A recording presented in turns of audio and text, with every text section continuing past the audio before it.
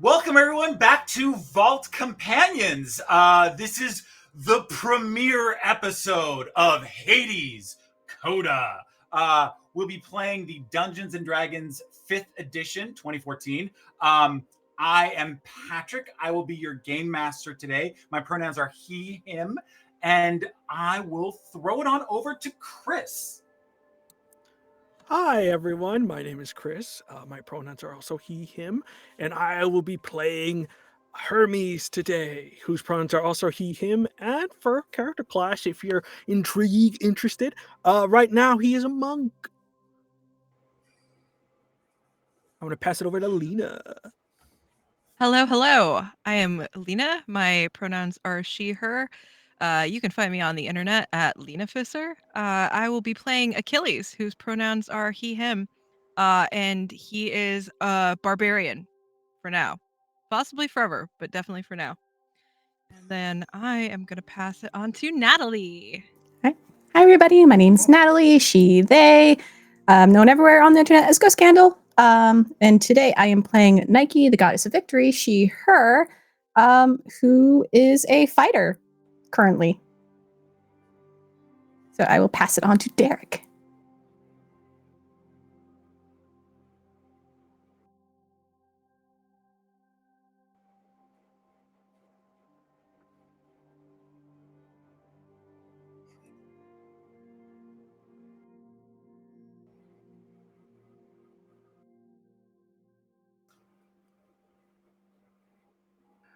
Hi everyone, I'm Cai. I use he, they, and she pronouns. Derryk's muted for some reason? That's very strange. Oh, I have a solution to this. Hold, please.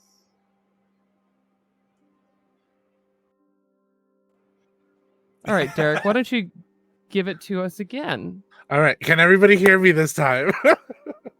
Hi, I'm Derryk. I use they, ze, and he pronouns, and you can find me around the internet at Derryk Does RP or Derryk Does Roleplay. I'll be playing Hades during this, who uses he, they pronouns and is currently a druid. Now I'm going to yoink it away from you. Hi everyone, I'm Cai. I use he, they, and she pronouns. You can find me everywhere as Estella Vimladris, and I will be playing Patroclus, who uses he, him pronouns, and he is a bard for our adventures in this. And I'm going to bounce it over to Patrick again. Well, as you can see, we have an incredible cast lined up for you who are going to be doing their utmost not to die so many times. And you can actually help that. We have a tip jar to support these wonderful players. And your tips can, if you dip into the well of Chiron, you can retrieve wonderful things, such as if you donate $3, you can get Cyclops Jerky, advantage. $5 will get you a Nail of Talos, a D6 of inspiration, and $15 will get a Life Essence, which is a Revivify, a very precious thing. So go ahead and visit the Ko-Fi at ko-fi.com/Vault Companions, or click the link using !tip in the chat, and I will throw it back over to Cai. Hi everybody. Hades Coda is set in a time of violence, war, and imperialistic rule. Please enjoy responsibly. Content warnings for this episode may include fantasy violence, monsters and monstrosity, body horror, religious iconography, death of loved ones, and war. We encourage you to step away if at any point in time this content becomes not enjoyable for you. We are keeping each other safe here at the table and want you to enjoy safely too. You can use !CW in chat to review our content warnings at any time. And with that, I'm going to give it on over to Patrick. All right. Well, let us begin.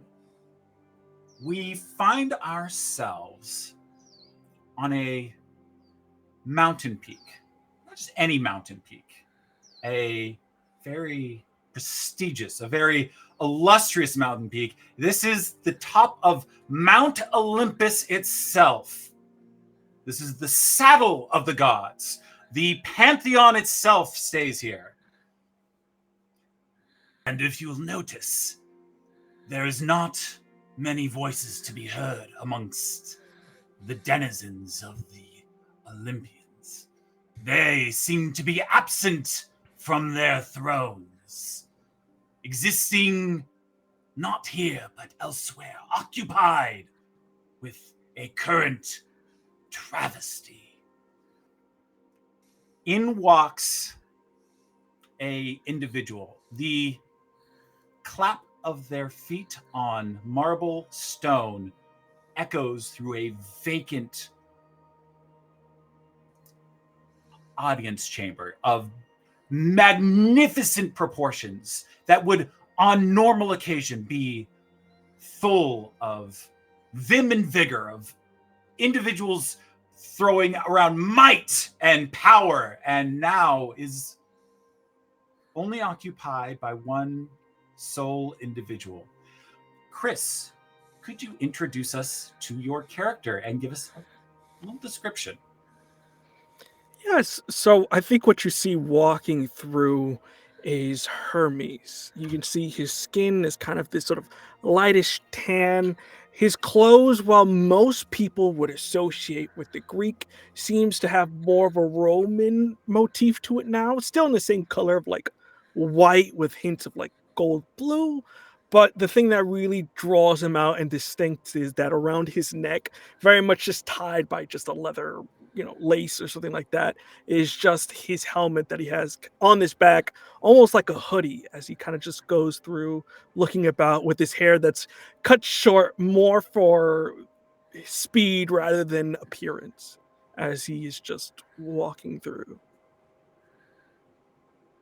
The footsteps echo, bouncing off of grand halls. The void with which you travel through becomes in itself oppressive. You approach a silhouette, still seated at their throne, still clinging to that last vestige of authority. She leans over, her silvery hair a bit more muted these days. You recognize Hera sitting on her throne, clutching the seat as she hears your approach.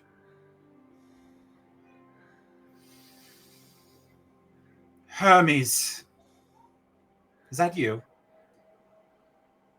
It is indeed. Great Hera. You look better these days. You don't have to persist on pleasantries. If that is your wish. Hermes, you feel it in the air. It's very soft. It's almost like a soap bubble bursting. It's very slight. But it rings cordant through your body, and you know it's time. I think Hermes has done this time and time again and has found it rather an easier time when he lets whoever's the person just talk or let whatever they have to let out. As he finds that confrontation or trying to force the subject isn't particularly great. And I think at this moment, he just finds just a random slab, sits down looking up to Hera and kind of goes, "You can feel it in the air just as I can, so is there anything you want to let off your chest before we go where we have to go?"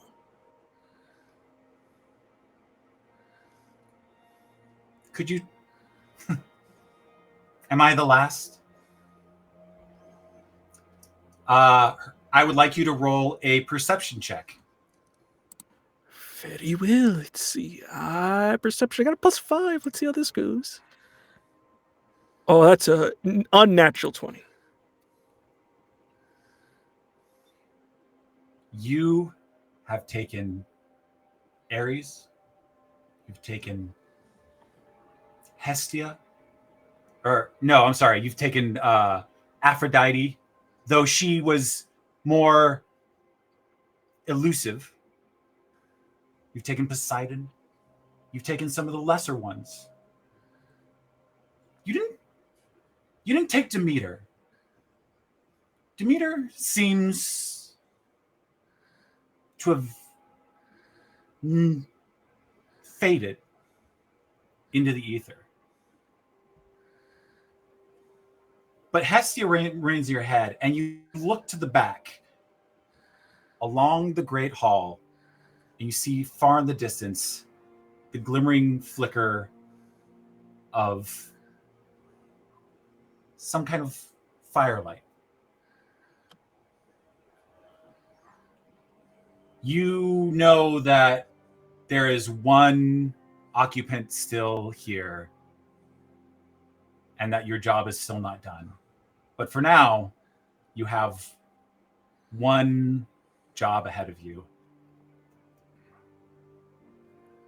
I think as they ask that question, he kind of goes, well, you're certainly not the last, but that does not deter away the importance of your passing, if that provides any comfort to you.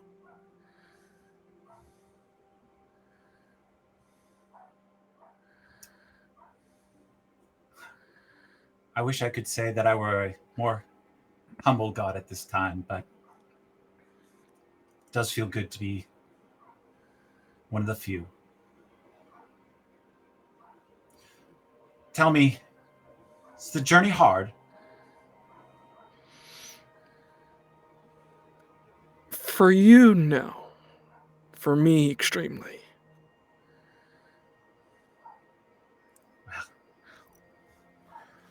I suppose there's no more delaying. Go ahead. And I think you see Hermes gets up, approaching Hera as they come down. And as he does, you see he takes the back of his helm, placing it on the floor, and kind of spins it for a hot second, almost like, an object that they were just playing around with it. But as he spins, he kicks it, and the helmet itself kind of forms this sort of translucent bluish portal that he kind of just opens up into the maw leading into the underworld as he extends his hand out to Hera. Hera graciously takes your hand, regal to the last, as the two of you depart for Tartarus. We'll cut away from there to actually a time earlier. Olympians experience time in such a strange and unlinear way. We travel to Tartarus, but earlier, as it seems Hades is on the lookout for something. Derryk, could you describe me your character? Absolutely. Hades is a tall, slightly built individual, though some would expect him to have longer hair, as in most depictions. His hair is shorter with a more coiffed, curly style on top, though he does wear the longer beard that is had in most depictions. He is in dark black, gray, and blue robes with a touch of olive green. It is a touch of color that has been added to his clothing for millennia at this point. And I think at this point they're just looking, Biden in hand, looking. Give me an investigation check. Okay.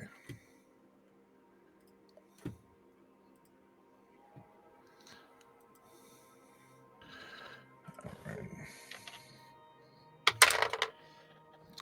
Cool. Investigation. A 17.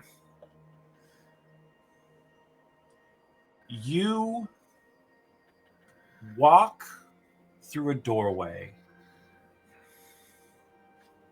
The afterlife is yours. You are its lord. You are its name. And for the first time in your existence, you walk through a door. You don't know where you are. This is yours. You recognize the design, the architecture, the build, everything around it. You have personally, laid out the orders for this construction. This is not where you intended to be.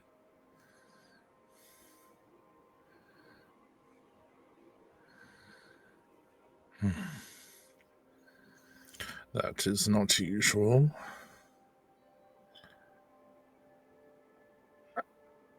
I think I would turn around and try the door again to see if it's not right. In my domain, everything has to be right.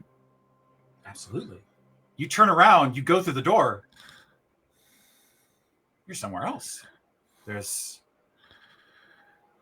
strange. You were in that hard stone of the temple work of Tartarus. You could feel your steps reverberate through. You step through and you're somewhere else. You try to take a step and turn around back again. And you're even somewhere more strange. Seems like an endless field of wheat.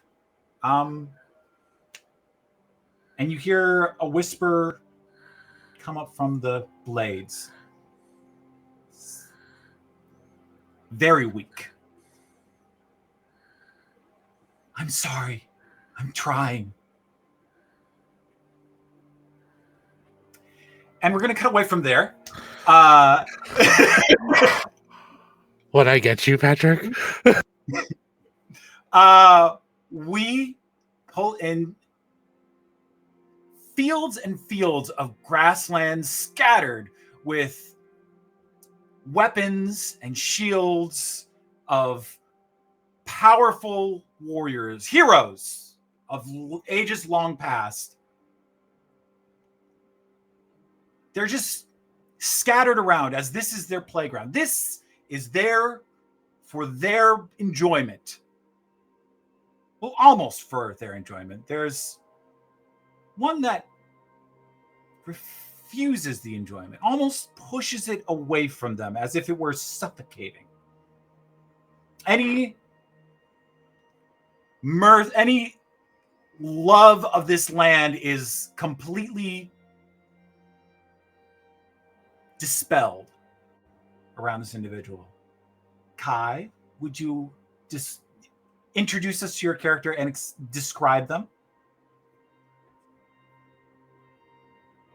The vision of a man with honeyed skin, once honeyed skin, now tinted in the blue dream of a shade, wears beautiful, loved, and worn leather armor, wrapped in bands crafted by hand and lovingly put on and taken off 1,000 times. It is the armor of a Myrmidon. It is like a second skin. He has a beautiful fall of black, thick, textured hair that curls all down over his ears and falls like a memory of falling onto pillows and laughing. He has a headband of gold with laurels that fade. He has greaves on, but he hasn't seen them in so long. As a shade, his feet don't ever really touch the ground as he pulls his cloak that matches one that he knows is not far, but also feels so far away as he wears the cloak of a Myrmidon. He holds a spear in his hand, but it feels empty. It feels like a statue, not like a soldier. He stands as a memory, as much as he is a man. Like an echo looking for another echo, and there is no answer from the cave.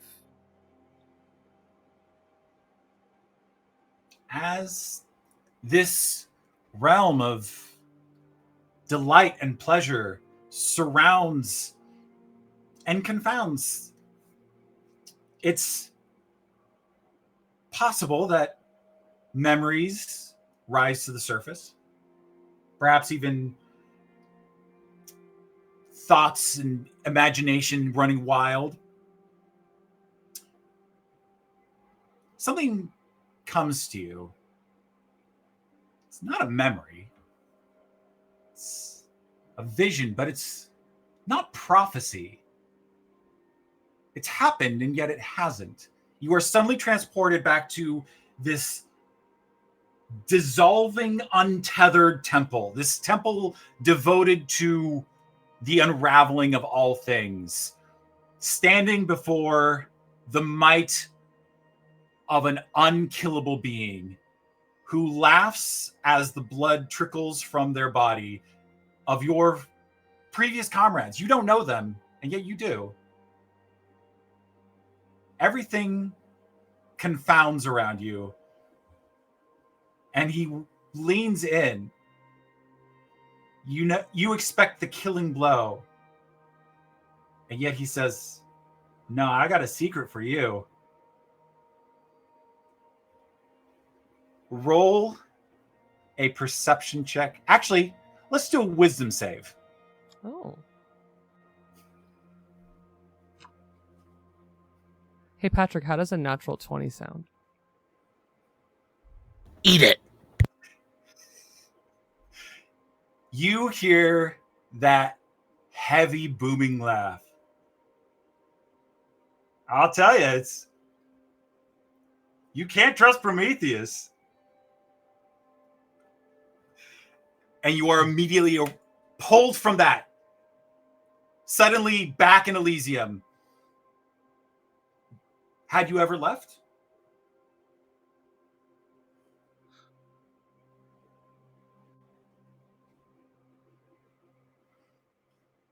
I look for words, names, the features of my comrades, and I don't just see one, I see thousands. I see every man on the battlefield of Troy. I see all of the boys I trained with when I was young.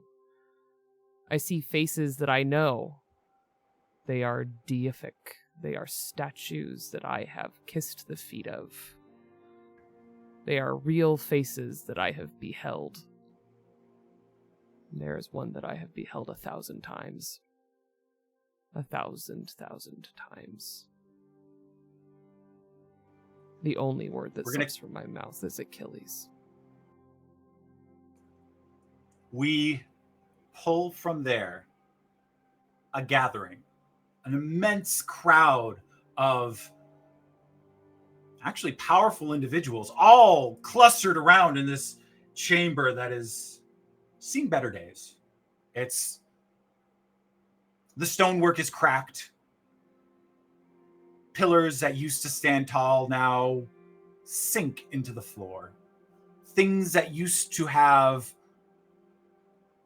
prominence and thrust and an imposing figure now seem to kind of fade into the background.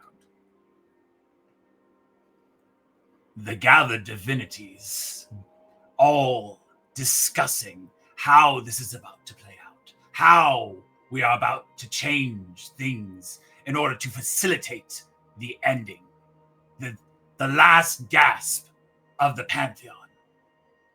There's no more belief. There's no more trust. This is the final performance. There is a murmuration of voices as all gods, former powerful beings, are gathered around. blue portal appears in the midst, and out steps Hermes and Hera, and the crowd goes silent.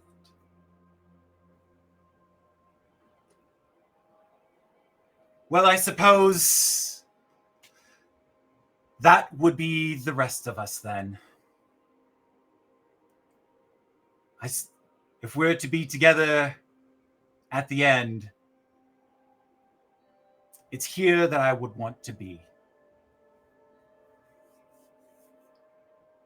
Hera steps out into the group, passing by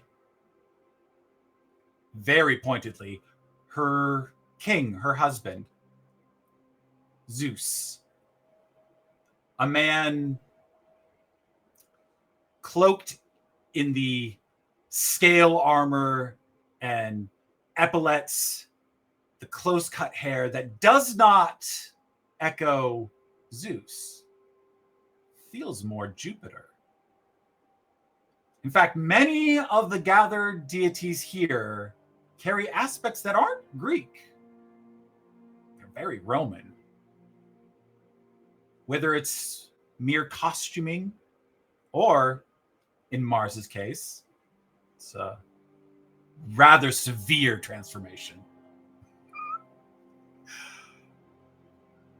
Standing close by to Zeus is a figure that, strangely,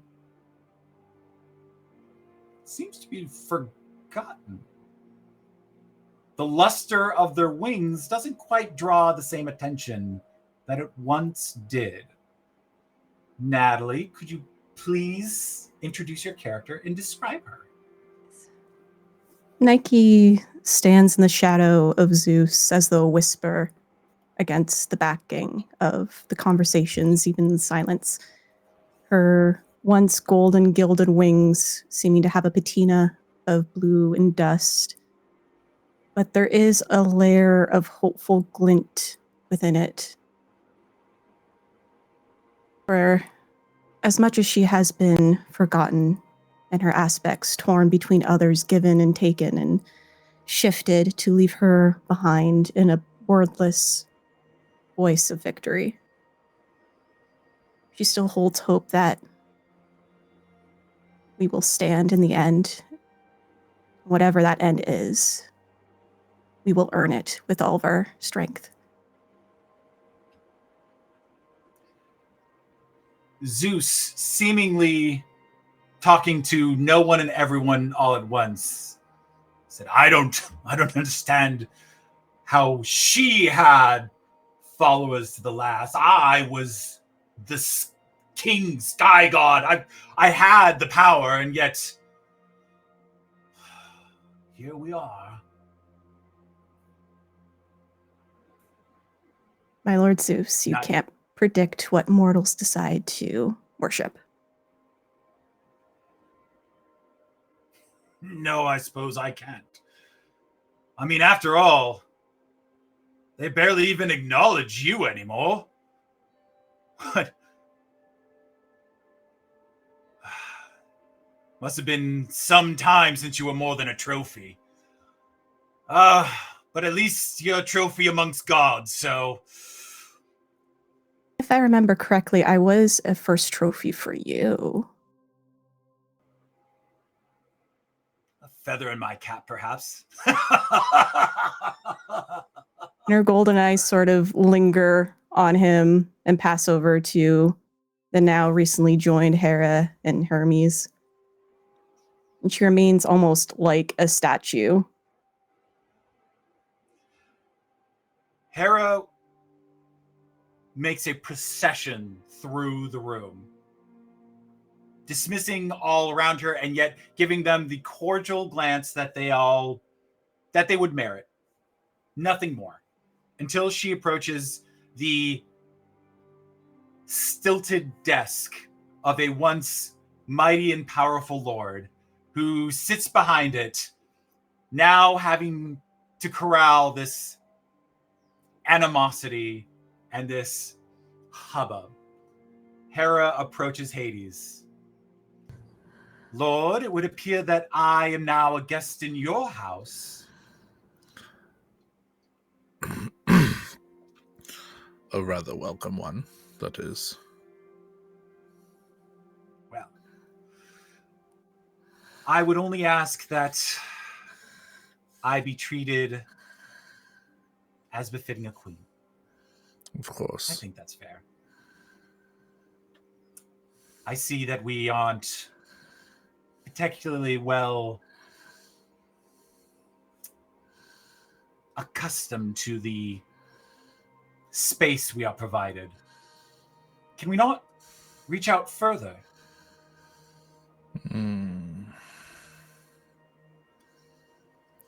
Derryk, could you give me a Arcana check?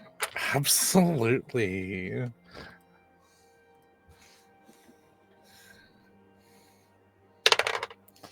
How's a nat 20 sound? You recall the day you became trapped in your temple in Tartarus. The day when doors would not open to you, and when you became the prisoner of your own gilded cage. And you recall the unfortunate plight of a very rebellious son who would not take barriers as a means to cease. And you remember the countless, infinite times Zagreus, the Prince of Hell, found any which way he could to weasel his way out from that temple. And you watched as the instant he passed the barrier, his skin, flesh, and muscle were flayed from the bone, not viciously, but more as if flower petals evaporating in the wind. Sure enough, he would rise once more from the River Styx, and not 3 steps later be flying out from a window or over a tree or against like the corner of the wall in the garden. You remember that day, that however long it was, of the infinite deaths of Zagreus.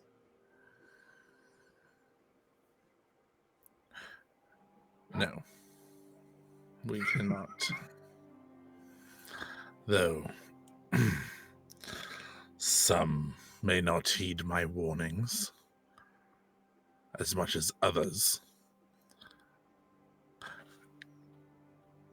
And to answer your question, my brother, as to why she lasted longer than you, she has something called faithfulness. You see a bluster rise to Zeus that you are very familiar with. This is not 2 lords bickering over territory or position or station. This is 2 brothers who kind of hate each other. Mm-hmm. You would say that to me. You would say that in my presence as the Lord, the King of the gods. You are in my domain. Though I may be stuck in it just as you are, you shall show me respect here. Unless you would like to feel what my son felt trying to leave. There's many a retinue by your side. You are Hades, Lord of this land. This is all your domain, whether or not you are in a cage or not. And close by, standing just in the hallway, beside a golden astrolabe, just letting time pass, is a rather haunted figure. Lina, could you introduce your character and describe them? Achilles is every inch of him a warrior. He is tall. His muscles are pronounced. Arms that are strong, coming out of a green robe. Hands that are strong. One clutching a spear. The other hand flailing around. If you're looking at the right point in time for another hand so far away, just a nervous little flutter of his fingers. And he has long curly blonde hair with a golden hairband that almost keeps it in place. And he wears greaves and armor. One of his greaves is his greaves are not so fancy because somebody else died in them. So died in his nice ones. So he doesn't have those anymore. And he is he just doesn't, he's not there. Like his ears are listening. His body is tense with the readiness to do whatever he might be tasked, but his eyes are not here. They are somewhere beyond, and also all these gods being here is just different. It's not the people of the house that he was used to. In some ways it's so quiet here now, and in other ways it's so loud. No one seems to be acknowledging that the house is not a house anymore. It is like an open theater where it has columns that represent a house, but it does not have security. It does not have walls. But as it is not his place, he doesn't say anything about that. And if he has said something, it's been in quiet to the master of the house. But he knows that Hades knows. He just doesn't think there's much to be done about it. But he stands at the ready. And if his master is to call upon him, he will do as he is told. And hopefully he will not be needed for a while. It seems he's been needed so much for so long. But he'd like to go back to where his heart is resting. Maybe another time. As Achilles tries to kind of press away from the din of argument and dissatisfaction, Dionysus casually walks by, his robes kind of a bit unkempt, a jug of some substance easily at hand. Well, these folks sure are getting a bit high-strung. It seems we can never get their family together without having some kind of incident. Well, I'd look forward to your influence on them if you wouldn't mind giving it. You see a shimmer across his face as the kind of cool and collected Dionysus that you recognize from before gets this wild glimmer, hair kind of like immediately just flows from him, and he suddenly loses all stature and becomes kind of like this wiry, thin caricature. And he says, "Woo! Yes! Yes, let's get this going. We need to get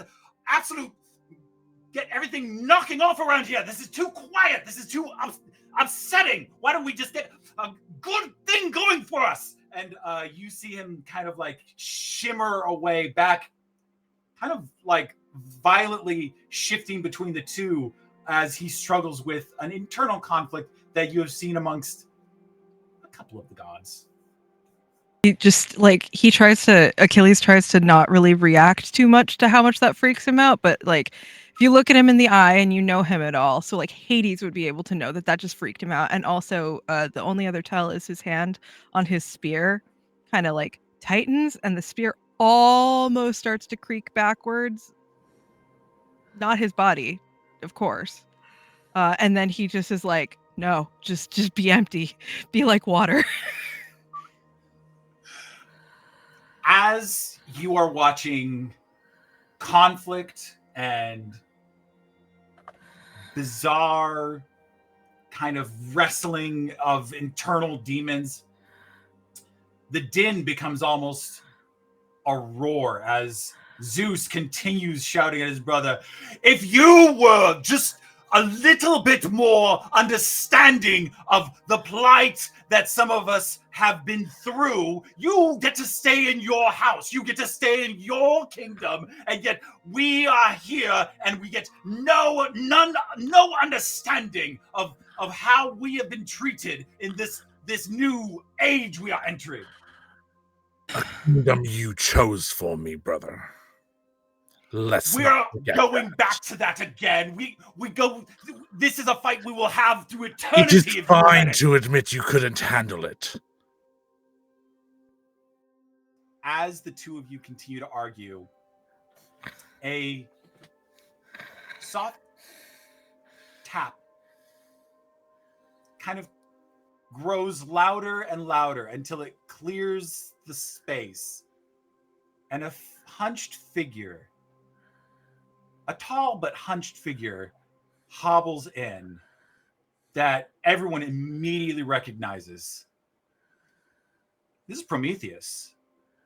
The once mighty Titan has withered after all those years suffering the torment of Zeus, after all of those years of having the eagle attack day after day, and after that Titan uprising that he played such a vital role in, he has become practically a shadow of himself.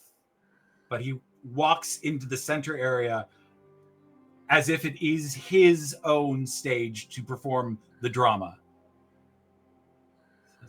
Well, it seems that the family is all here.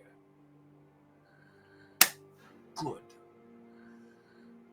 I have in my possessions perhaps something that will feel of value to some of you. Something quite tangible to us spirits. It seems that we are currently being disposed of. The Greek age is over. We tried adopting the Romans, for however good that did. Tell me, did that feel nice? Did that feel fulfilling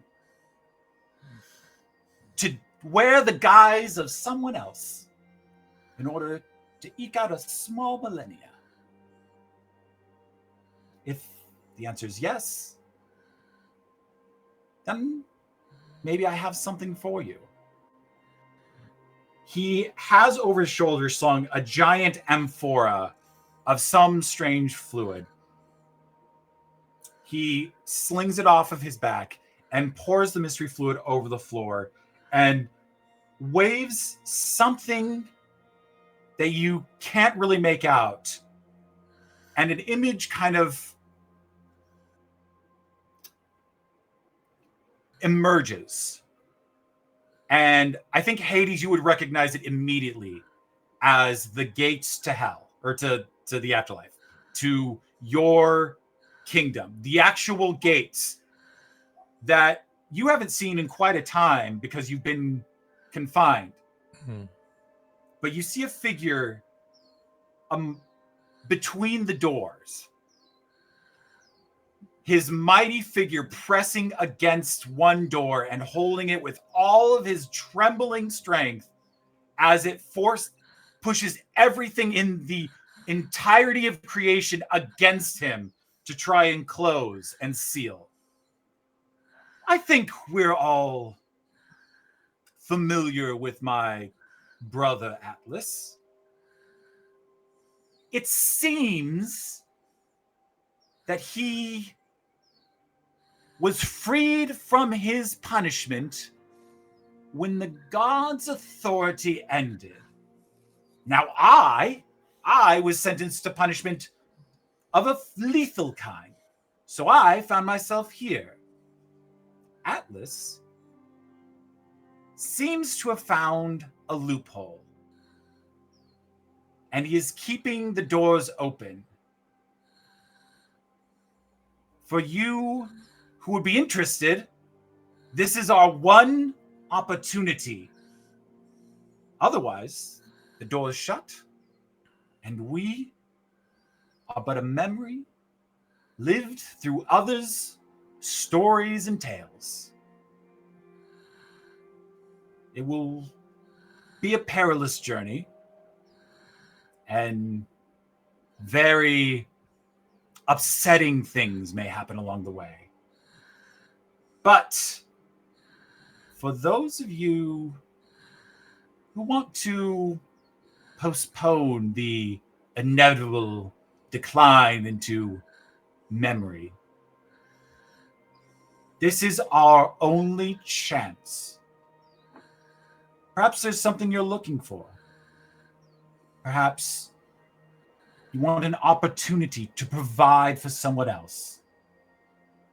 Maybe there's someone who's missing here that you would wish to see again. Or maybe there's an opportunity here for just one more shot at victory. Whatever the case may be, I would say the hour draws near and the opportunity is closing. The door, it seems, will not stay open forever, despite the tremendous strength of my brother. Well, what are you waiting for? And at that, you see a smattering of, like, the room kind of splits in half. There's naiads and lesser gods that immediately scramble for any kind of way out of this temple. They immediately start trying to, like, suss out any kind of, like, any mouse hole big enough that will fit them through. And others, you see a weary resignation. You see Hera finds a seat and lets things continue. You see, I'd say, Nike, you immediately see Zeus gleam, like an immediate hunger in his face. I have to find Poseidon. Nike, where's my brother? If he is not here, my lord, there's only so many guesses. What use are you if you can't even, just... I'm useful to those If who you're- deserve victory. She starts And to walk who- towards Prometheus. I don't need some spirit of victory. I need it physically and tangibly. Poseidon! And he storms off. Prometheus stands there, clutching his walking stick, the amphora of that strange liquid at his side. He sees your approach. Nike. Perhaps my words struck a chord. I'm always intrigued by the possibilities.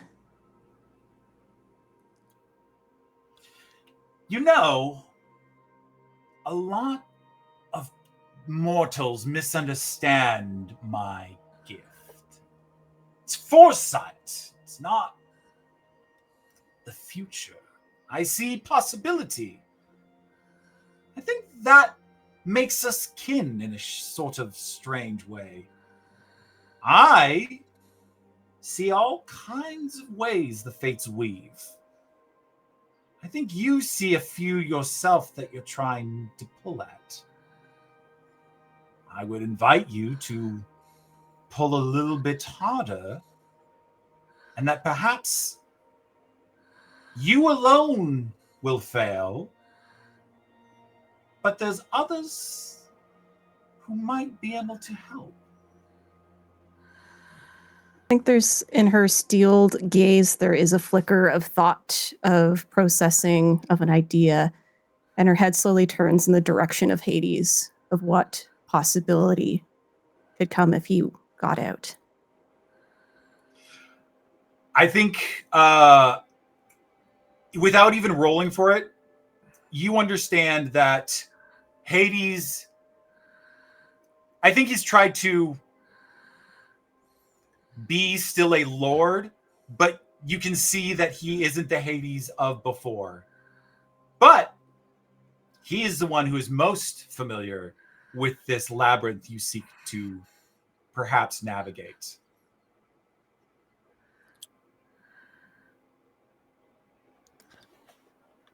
I think there's a connection in your gaze. And a hardening of spirit as the Lady of Victory looks upon him. Unlike my brother, I understand who you are and what you have given people.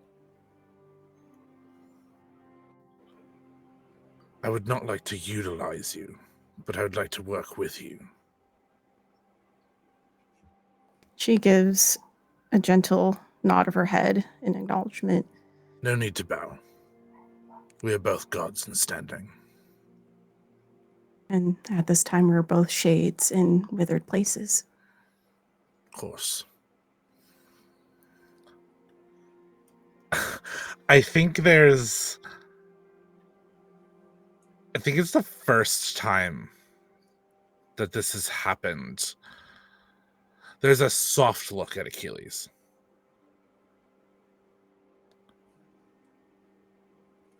If I'm going on a journey, I'm going to need my protector, aren't I?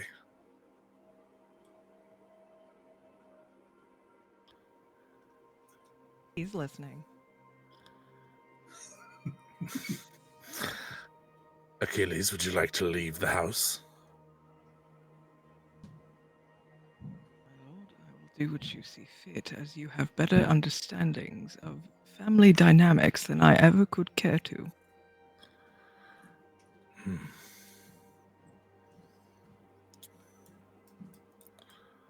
I think we both know I won't be going alone, though. Right?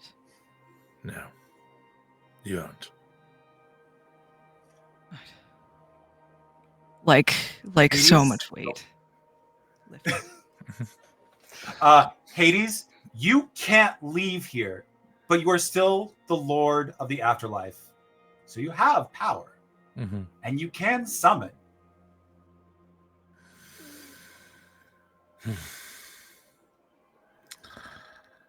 I think there's a moment and like almost like a correcting of his jaw.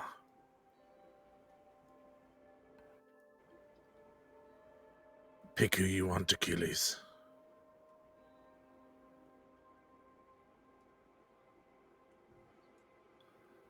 So, Say it.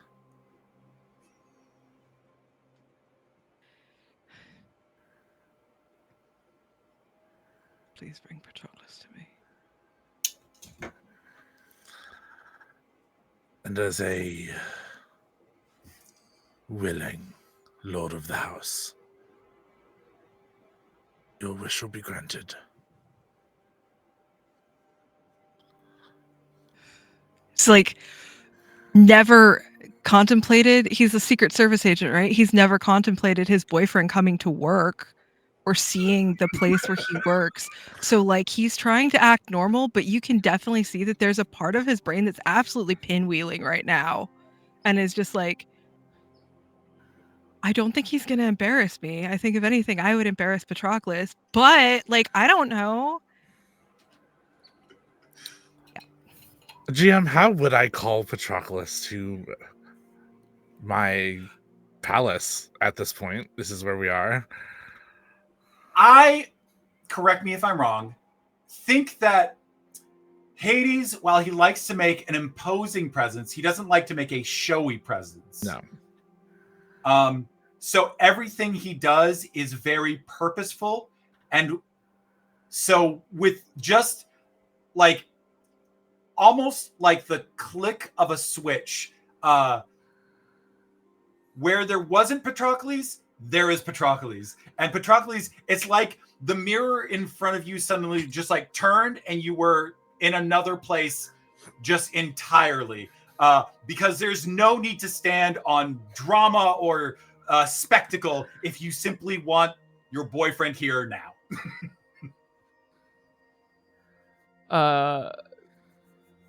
A little bewildered, he just kind of steps forward. Doesn't even like quite gauge that he's in a room full of other people, but just this strange other place. He's been in the same place for so long, he thinks. But the memory of a shade is only so constant. As he steps forward and looks around, I'm having the most intriguing and his voice stops as his eyes Achilles, behold. the first time you've seen him break from his post only to take one step towards Patroclus, the moment he sees him, and just like the shade essence melting into something so warm and alive, not the life of the brutal warrior awakening, but something scarier, a protector. Can't speak. There you are. Strange days. Stranger still. And then he- Achilles looks to Hades and is like, Straight- may he stand with me.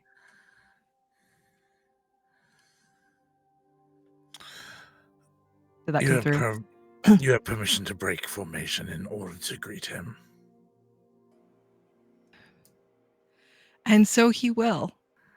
And he will go to Patroclus, and the arm that isn't holding a spear grasp Patroclus's arm, and very, The same very in return. aware of how many eyes are around, is like hesitant to relax too much, hesitant to be too soft, or dare he say human in his love, mortal in his Achilles love. receives a conversation with only eyes that they have had 1,000 times.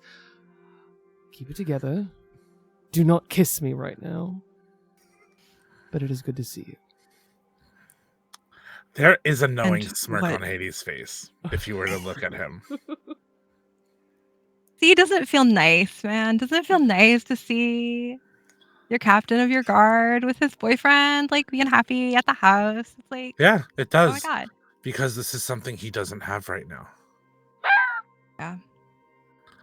And Patroclus, while mostly acting in the shape, the movements, the beats of a Myrmidon, particularly in the direction of the other gods that are here, he does not behold them with awe. He does not look to them as if they were the statues in every temple that he stepped foot in his life. He only beholds Achilles in this way.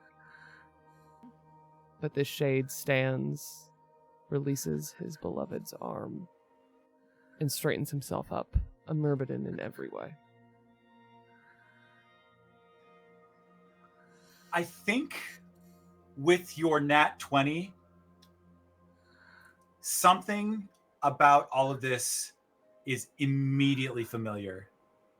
Something that is not a memory and yet is. Without being told, you understand everything and nothing that is happening all at once. Your gaze falls to Prometheus, the hunched and withered figure before you, and immediately you are transported back to that room, and that being, that indomitable force, leaning in close, saying, "Don't trust Prometheus." And you, for a flash, see bodies littered in front of you in failure, in absolute defeat.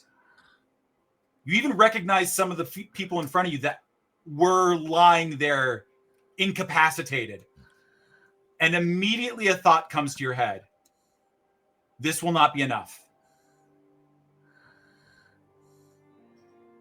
He finally looks. His eyes catch Nike. He recalls kneeling. He recalls hoping for victory for the first time in his entire afterlife. He remembers falling and dying. Not dying, ending. But that didn't. And finally, his eyes catch the messenger.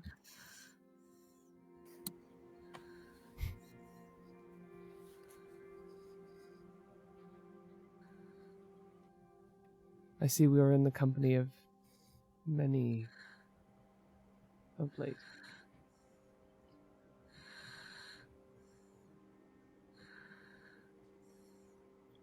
And he does actually, unlike to Hades, he puts a hand to his chest and bows to Hermes.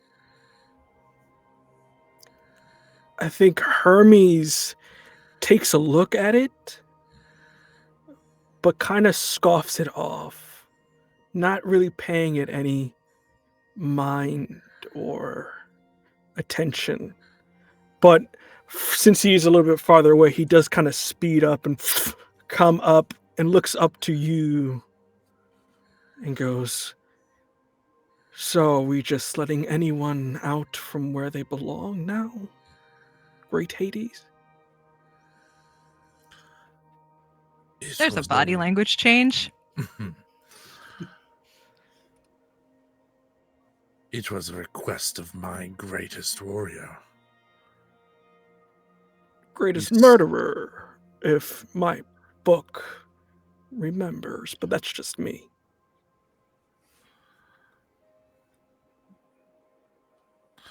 Yes. All right.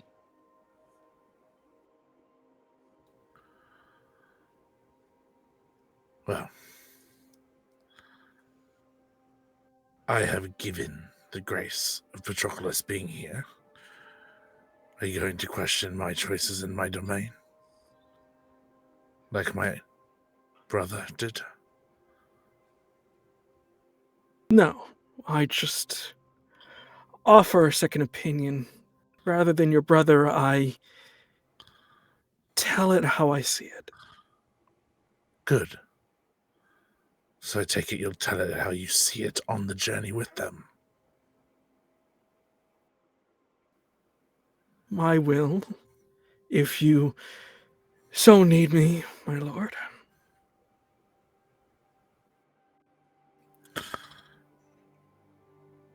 In this case, I do. Then you have the aid of my swiftness. It is always welcomed.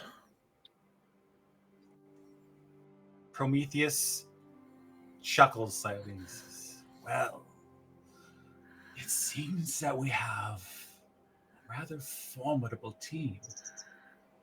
The unfortunate thing is that any Greek god, deity, or really any Greek entity isn't allowed out of its cage. Though, if I recall correctly, I do like myself a loophole. He takes the amphora and pours it completely on the ground, forming a puddle that is strangely like shallow, and yet it seems to have depth to it. Did you know that if you drink from the River Leahy, you lose everything of who you are? But I wonder if you submerge yourself instead, do you lose everything you are to everyone else? I mean, this is a tomb for the Greeks.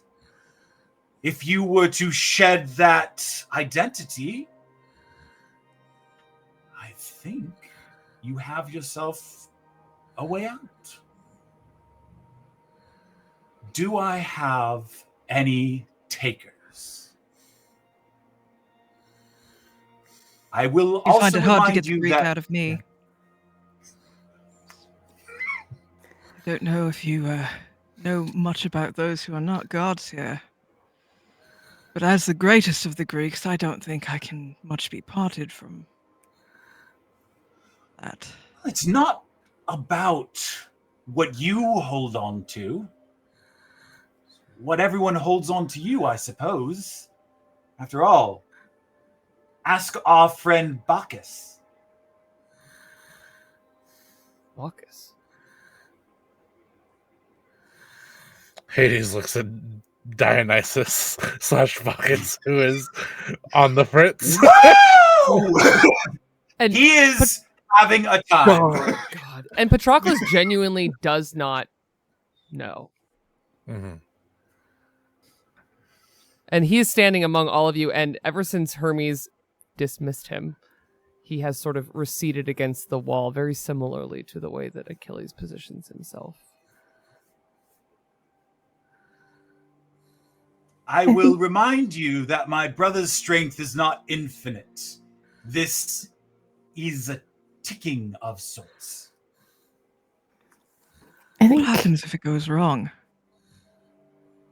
Then you end up here again.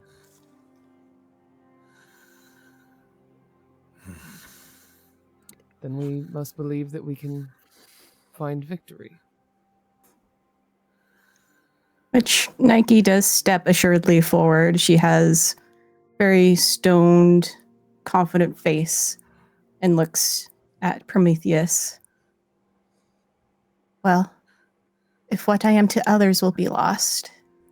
And instead of looking at any of the gods, she looks at the two mortals that had joined the group with a gentle smile. I know whatever I am is always with the mortals that believed in me. He'll gracefully take your hand and help you step foot into this seeming puddle. And he says, hold your nose, it helps. And he will help you submerge completely, head to toe, into what is seemingly just a shallow puddle before pulling you all the way back out. And I would like you to make a Constitution saving throw.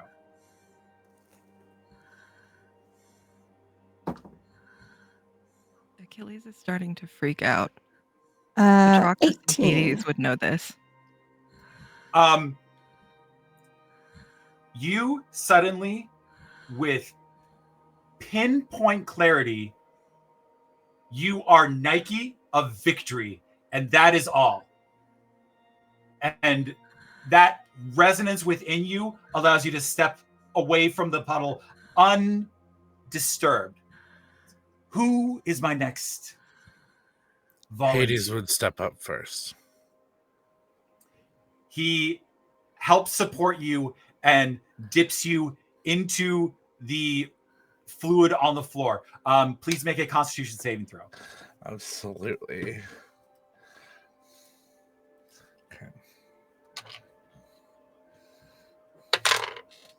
Okay. Dirty 20. You emerge. You are the Lord of Hell. You are the Lord of the afterlife. You are the master of this domain. And that resonates so deeply inside of you that you once again feel a pulse of what extends around you. And you are undisturbed. Who is brave enough to step forth and reveal? Patroclus does not step towards this puddle. He moves to Achilles, to his side, quietly but purposefully, and wishes 1,000 times over that they were in a room crowded with lords not listening to him, but there are so many ears listening to every word spoken. But the look he gives Achilles is the one in which he wishes he could confide like he used to when Achilles was in council, and speak to him against something going on.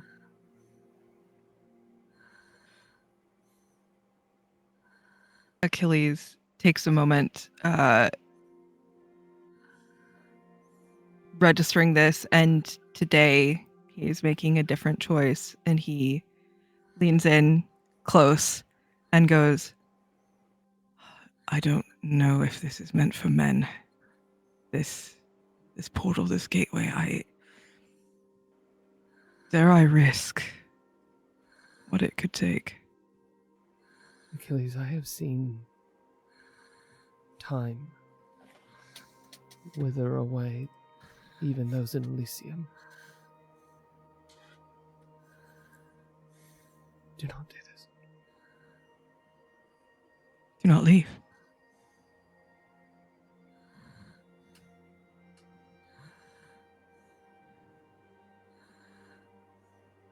And for the moment, he seems to have made his decision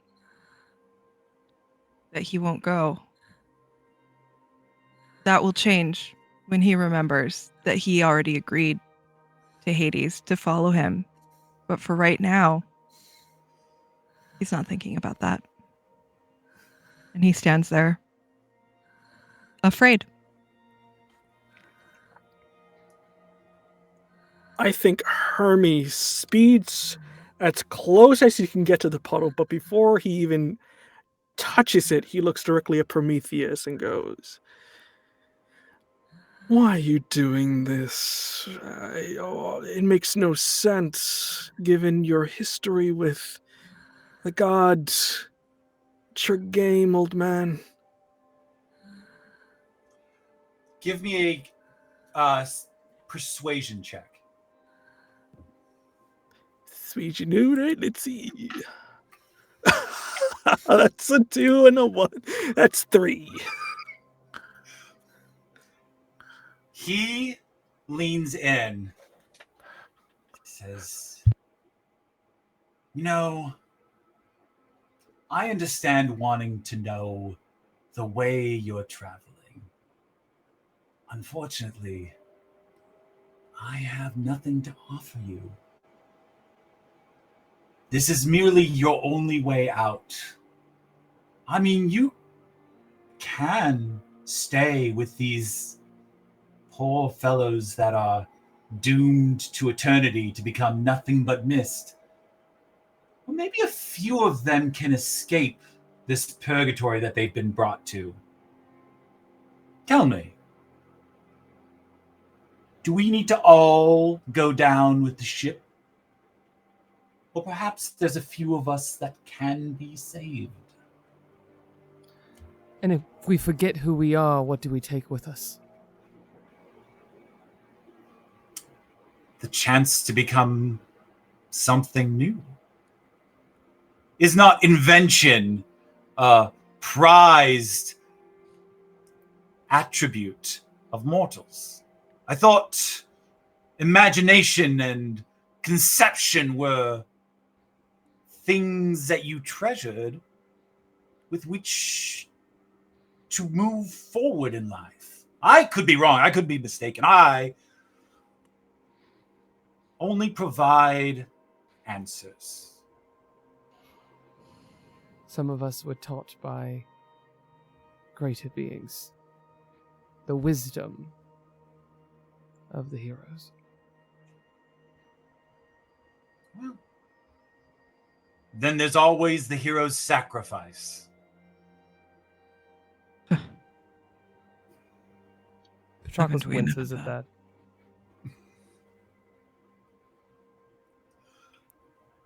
that.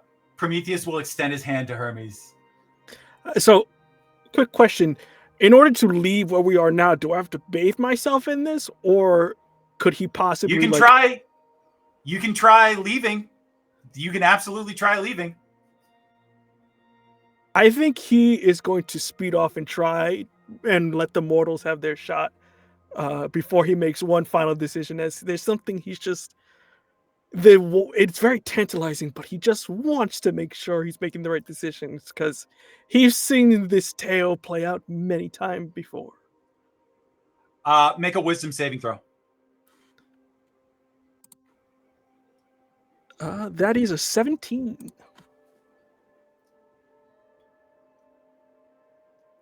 Though you steel yourself to getting free of this, you are, after all, the one who can traverse things, or so you thought. As you try and cross a threshold, you immediately hit impact, headlong into nothing. The door simply isn't there for you anymore. And you feel a soft pop.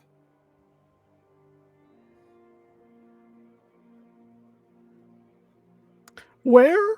Do I hear this? Do I just hear a pop, or there's something? Did I break something?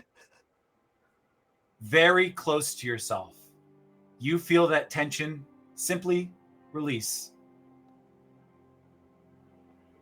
Like a small soap bubble. Just for you.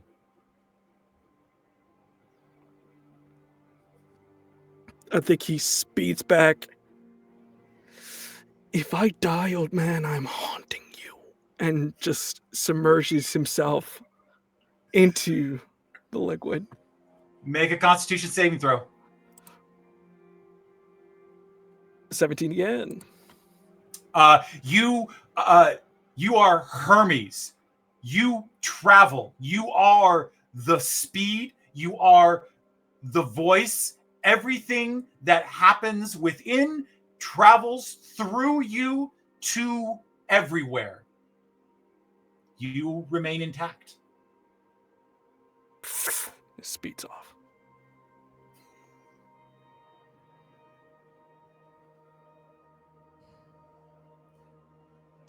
If the mortals wish to stay, that is their prerogative. After all, to the gods who disappear, the mortals will simply just not understand. It's very difficult to perceive yourself not being a thing anymore. And Achilles looks at Hades. I said I would follow you. I pledged myself to this house. You what? That was the beginning of all of this, Patroclus. The way that I first saved you. All that time ago. And it has remained, and I have remained. Lord Hades, do you think there's any hope in me going along with you if I do not pass this threshold?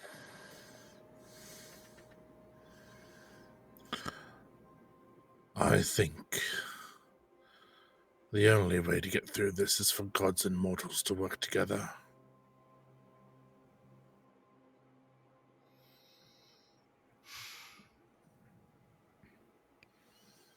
Lord Hades, do you regret what your son did for me and Patroclus? Allowing us to see each other again? No.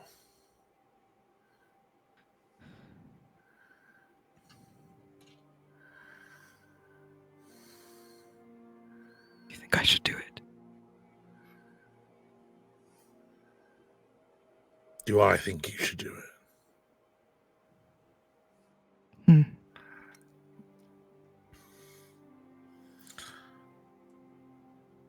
I don't think this is an order I could give you. This is a decision you need to make for yourself.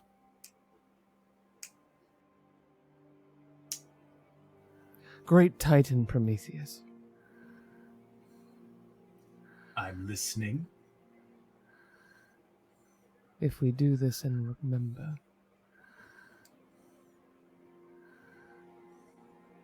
then we bring the songs and tales of every warrior we've ever known. We bring our love. And he looks over his shoulder at Achilles. And if I step into that and forget, that cost would be everything. Then I would suggest that you hold on very tight.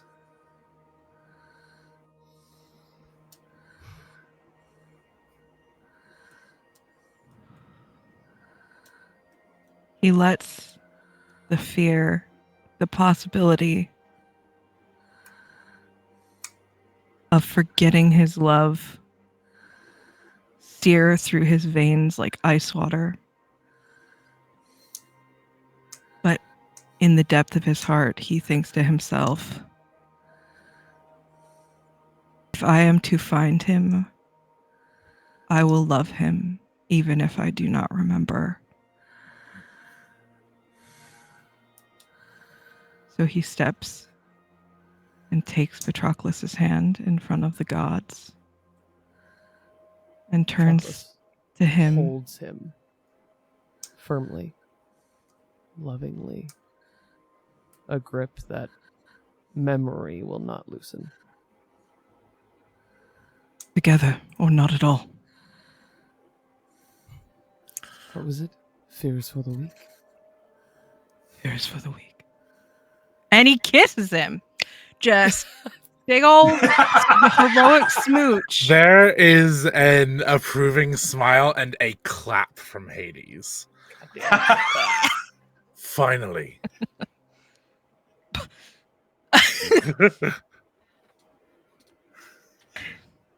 As the two of you embrace, Prometheus very artfully, very deftly, just puts a foot astray and gives a slight push. There we go. And the two of you go under. Please make me Constitution saving throws.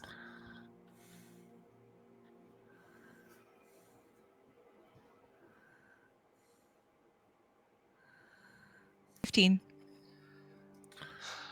Why did it have to be me? No, not you.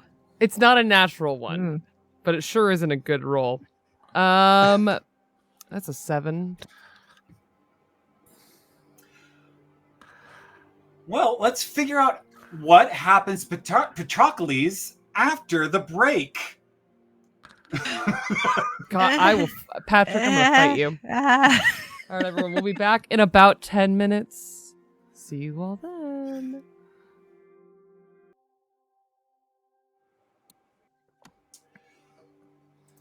All right. We are back from break. We had some things going on that need to be addressed. No. Achilles, you take the hand of Patroclus. You dip into this mysterious puddle on the ground. Its depth it's hard to fathom what is going on as you just submerge in this.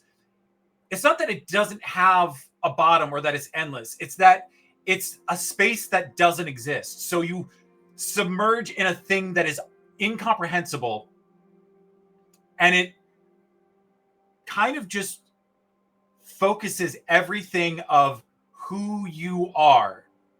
And what you are is Achilles. That's it. You are Achilles. You are a warrior. And anything else other than that is what others are putting on you. Patroclus, you don't have such a good time. You see every angle of which you are written or will be written about. Every degree to which you are misconstrued, every faction, every crack, everything that deviates from what you are. You are all and one all at once, and it is unmanageable. The breadth of who you are lays before you in a truly just mismatch of just much of it detritus that is just added onto the heap of who you are. And it's something that you now carry with you of who is Patroclus. You come out of the water absolutely, completely befuddled in a way that you will now have disadvantage on all of your rolls. No. Muted. That whirlwind of information hits him and he just grips Achilles' arm as tight as he can. Because the worst part isn't what people think of him. The darkest parts of Patroclus, the things that have already been written and said about him. There are beautiful words written about him in love, in adoration, in reverence for thousands of years. He sees the worst versions of him ever written. Ones without love, ones without hope. But the ones that hurt the most are the true ones. That he believes himself to be a man of honor, a man worthy of his position among the Myrmidons, but he also bears the name murderer, deserter, liar.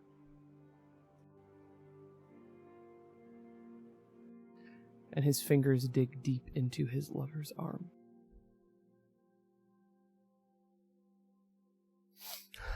Achilles just tries to steady him and is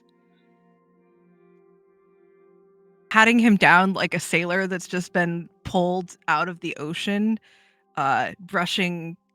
I don't even think that particularly like wetness comes away with them.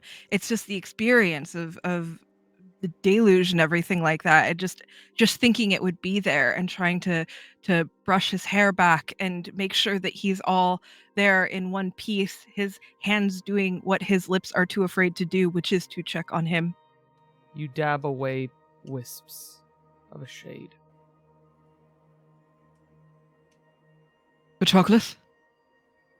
Patroclus, look at me. Love? He looks, but his eyes are frantic. I've got you. I've got you. That's all that matters. We have each other. That is what matters.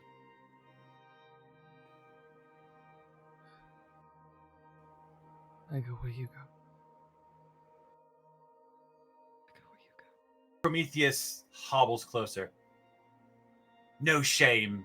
Clarity isn't for everyone. Patroclus spits on the floor in front of him. Well, it seems you're prepared for your journey, though I will give you a few tidbits of advice. I'm sure Lord Hades has noticed by now that Tartarus is not cooperating. We all do know that Tartarus is a titan himself, buried here that Hades so deftly took control of. Well, it seems he's being a bit of throwing a little tantrum. There's ways around it. First and foremost, the River Styx. Submerge yourself and just dive under. Don't worry. The waters from the Leahy will protect you from any ill-gotten gains. His gaze pointedly looks at Achilles. But it will allow you to submerge and surface where there's more room for you to maneuver. And because I understand that this journey will be rather fraught and perilous, one final gift for you. He produces from his cloak a golden ball of yarn. It's actually golden yarn wound up into a ball. Now, I would advise you that this journey may take twists and turns. Perhaps it would be best if you lead yourself a trail with which to follow back the direction you once went. That's all. Venture onward. Atlas is very mighty, but he will tire.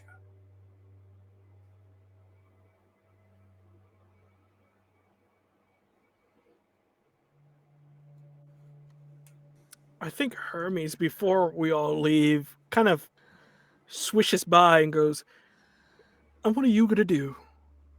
Sit back and watch like some demented game master? Give me an insight check.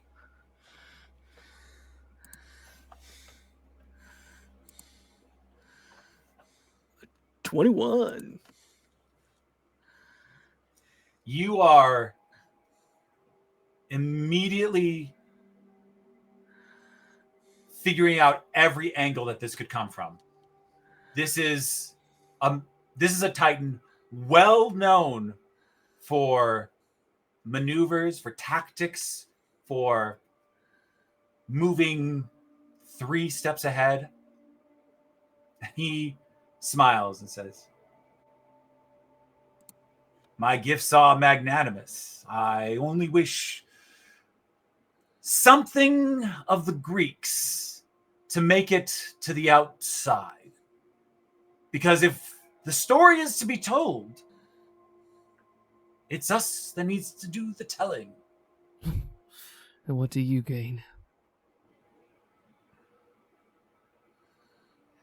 Perhaps one of you would be kind enough to remind the mortals outside that at one moment in time, there was a benevolent individual who saw fit to bestow upon mortals a gift that left an indelible mark on both him and those gifted.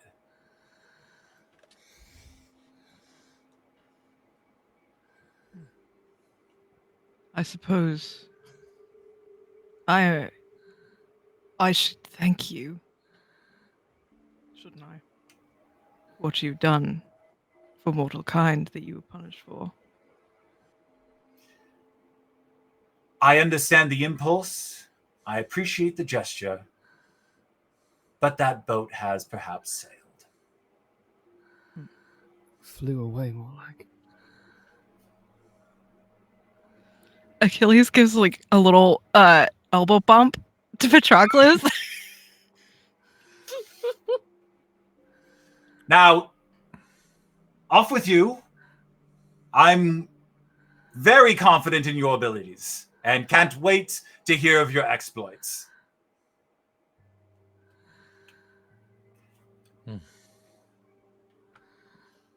So be it. All of you make your way down the hall away from the mighty lectern that is Hades' desk. And this is an afterlife, but it's an afterlife that has fallen out of use. And what once was teeming with the new spirits freshly delivered to the underworld is now vacant. And in fact, sinking.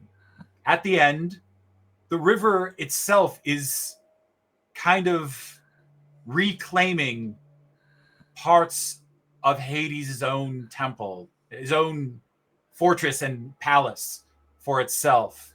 And the steep decline into the river is preceded by a cloaked figure that stands kind of just slightly hunched over.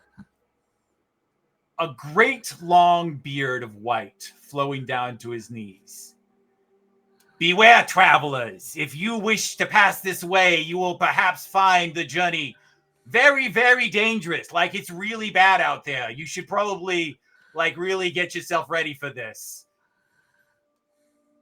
Those who are familiar with the retinue of the afterlife should come to recognize the voice of Skelemus, or as he's known in his current iteration, Skelemus the Younger. He is perhaps the best guide for retracing your steps the Underworld has ever seen. He disrobes his hood to reveal a skeleton head with a great long beard, his eyes staring out of large holes in this haunted skull. He says, well, if you're going to get going, you might as well get going now. I mean, everyone kind of zoomed out of here. Good to see that you endure. I can't help but endure. It's all that I really do down here. In fact, if anyone want to help me endure a little bit more, you can take a couple practice swings on me. I mean, I'm open to it. You can just crack away. Why would we I'm do right that? here. I don't punch down. You know, freshen up your skills. Hey, it's not punching down, it's training. Right. Strange. You know, Achilles knows this guy. He knows this motherfucker. He is going to charge at him and just give him a good spear slash for Buddy's old time's sake. Give me your attack roll. Your DC is 2. Okay, that's a 9 that I rolled. Plus. It begins. Oh, is this with the crazy spear? No, it is not.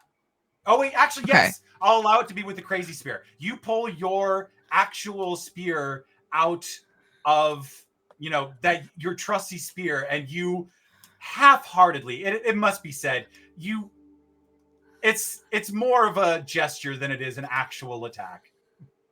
Yes. That's a 14 to hit. Yes, and it absolutely hits. You can roll whatever damage you would like. He immediately crumbles into bones and collapses at your feet. The hood falling flat onto the floor in a whiff of spiritual smoke, leaving the way open for you to traverse into the River Styx. Was that That's a necessary? good lad. A bit. He asked everybody to do it. Why? It's sadistic. It's just. He enjoys it. It doesn't hurt. I think that part of that might be it, is that he can just keep taking the hits and Exactly. it doesn't harm him or anything. A madness, A peculiar perhaps. shade. Yes. Walking away from that, then. The 5 of you submerge yourself in the Styx. You clarified yourself in the water of the Lehi, but the Styx is a little bit more unforgiving. And as you step in, all of your accoutrements, your armor, your weapons, your artifacts of emotional significance carried with you through the age start to dissolve within the waters as it completely washes away any of your traces of the Greek pantheon. so that you may traverse freely in a world trying to corral you in. You, under the waters, it is not turbulent, but it feels exhausting as you have to like will yourself. It's not muscle. It's not your body actively participating in this. This is something of willpower to push yourself through these waters. But eventually you emerge onto a shoreline, a vacant patch of land littered with the remains of weapons and armor and everything with patina of age, all littered about, available for free for anyone who wishes to grab what has been perhaps removed from your persons involuntarily.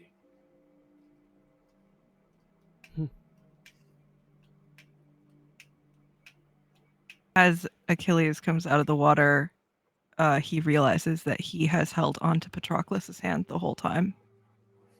And while everything else melted away, it made him grip even harder, even more afraid. And just giving a reassuring look to Patroclus, he gives his hand a squeeze, and then just goes shopping. He just starts kicking through stuff, and he is like a young boy with favorite toys, and he looks for something that suits him.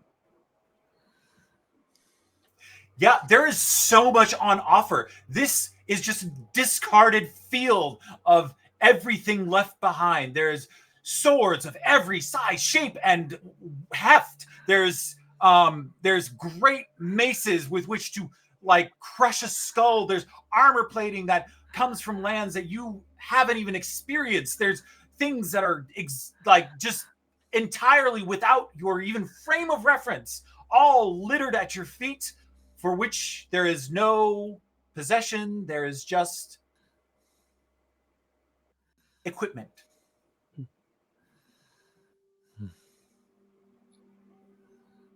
Patroclus helps Achilles find suitable armor, but specifically looks for similar looking spears, a pair perhaps.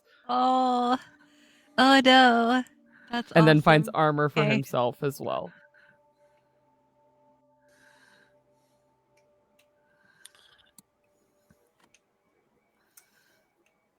As you're all perusing the armor, picking up what needs to be acquired, what you feel like would outfit you, this is all, none of it has magic to it. None of it has that essence of like power, or this is just common bronze equipment.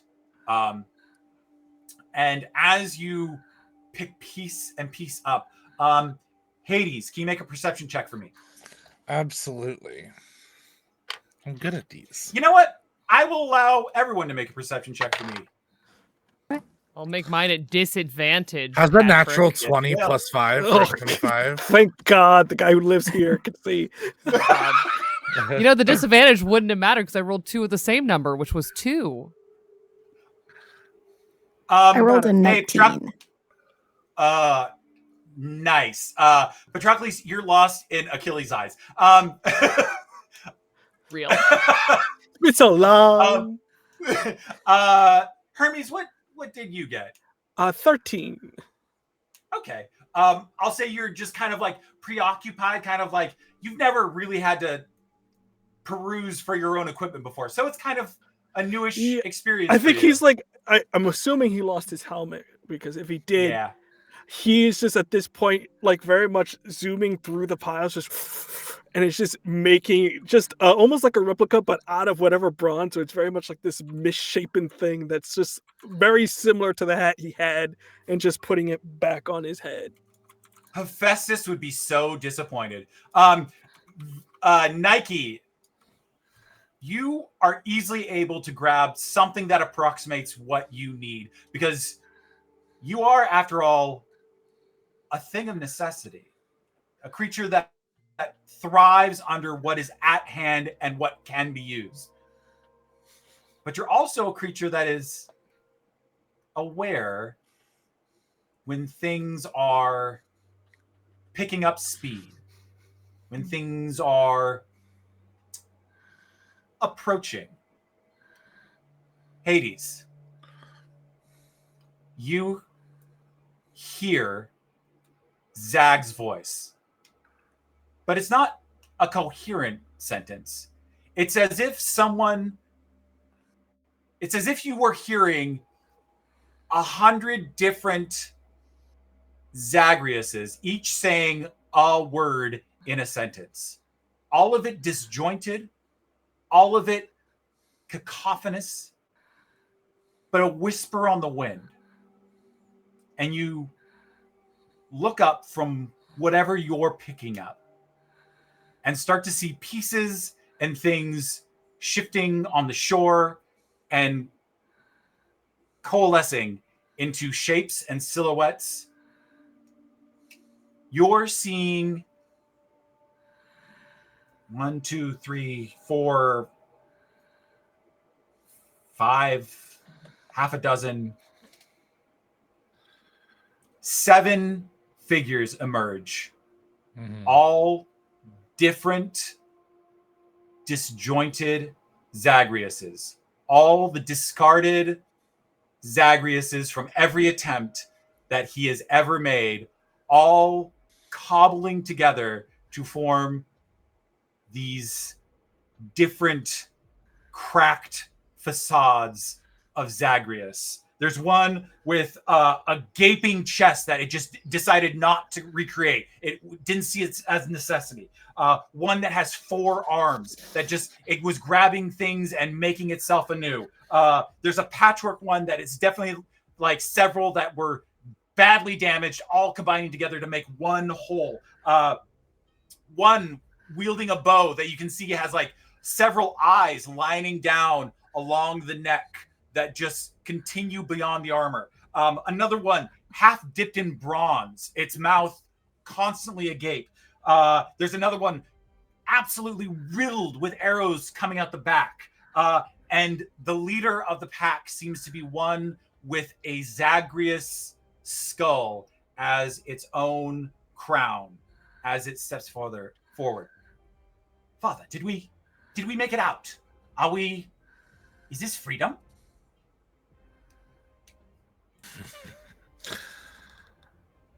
No. And though you may be the bones and remnants of my son, you'll never equal to what he is. And Hades is going to whip an ice knife into the center of all of them. All right, go for it. You are you emerge from this river. It's a slight slope working its way up. It's not that steep an incline. However, you are walking on shifting ground of like shields and armor. Everything around you is skittering and sliding against itself. The ground is treacherous to pass over. There's like stalagmites sticking through the ground every so often. A small wall kind of bisects half of the beachhead that you are traveling up. And these, I'll say that roll me a D6, and that'll be how many you catch in this in the radius. I rolled a 6. All right, go ahead and roll damage. Okay, so that's a D10. Where are my D10s? Hello, I was using them earlier. Is this a so attack or do they roll? Actually, it's an attack. So It's an attack roll, and then there's an AoE effect. Yeah. So basically, the one that gets hit. So I'm trying to hit the one in the center. Gets a D10 of damage, and then the rest after it explodes, I believe, get a D6 of damage. Gotcha. 2d6 of damage. So to hit one, how's 24? That hits. Okay, That hits. So that one gets 7 points of piercing damage. And everybody around them, including that one, have to succeed a dexterity saving throw equal to 13, or they take the 2d6 damage, which will be 11 damage.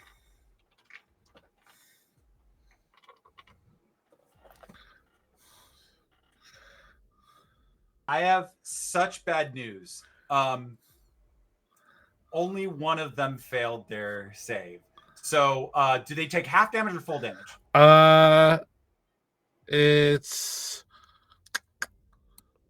just says they do the save or they take it. So it's if they save, they don't take it. Okay. So what was the damage again? The one that got hit with the knife took 7. The one that fails takes 11 cold damage. Okay. Yeah, you see like this ice hit and they're just like and they react in a way that is performative. I would like all of you to roll initiative.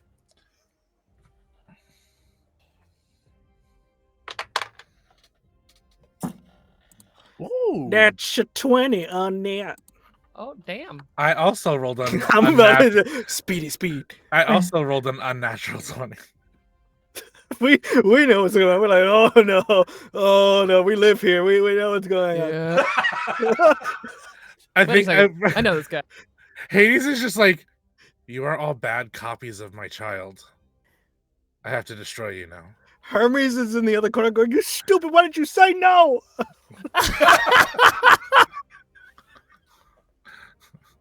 Okay, what did Patroclus get? Remember, disadvantage. Oh yeah, I rolled a disadvantage, don't you worry. I still got a 10. Hey, that's not... Oh, hey! Terrible. Hey, I broke double digits. We'll see if I do that much more this stream. The most mid-roll you can get is a 10. Okay, what did Nike get? 13. Lucky number 13. What did Achilles get? 14.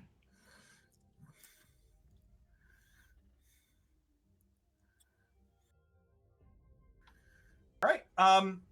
Unfortunately, the skull-helmed Zagreus got an incredible initiative roll, so he's going to go first.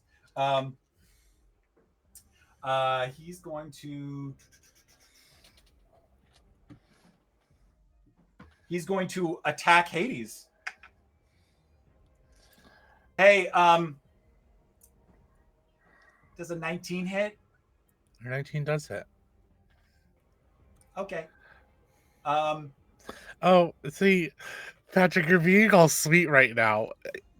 I played with you before. I know your evilness. I don't know what you're talking about. But then again, you also know what I can do with my characters, so... That's 11 slashing damage. Oh, I'm down.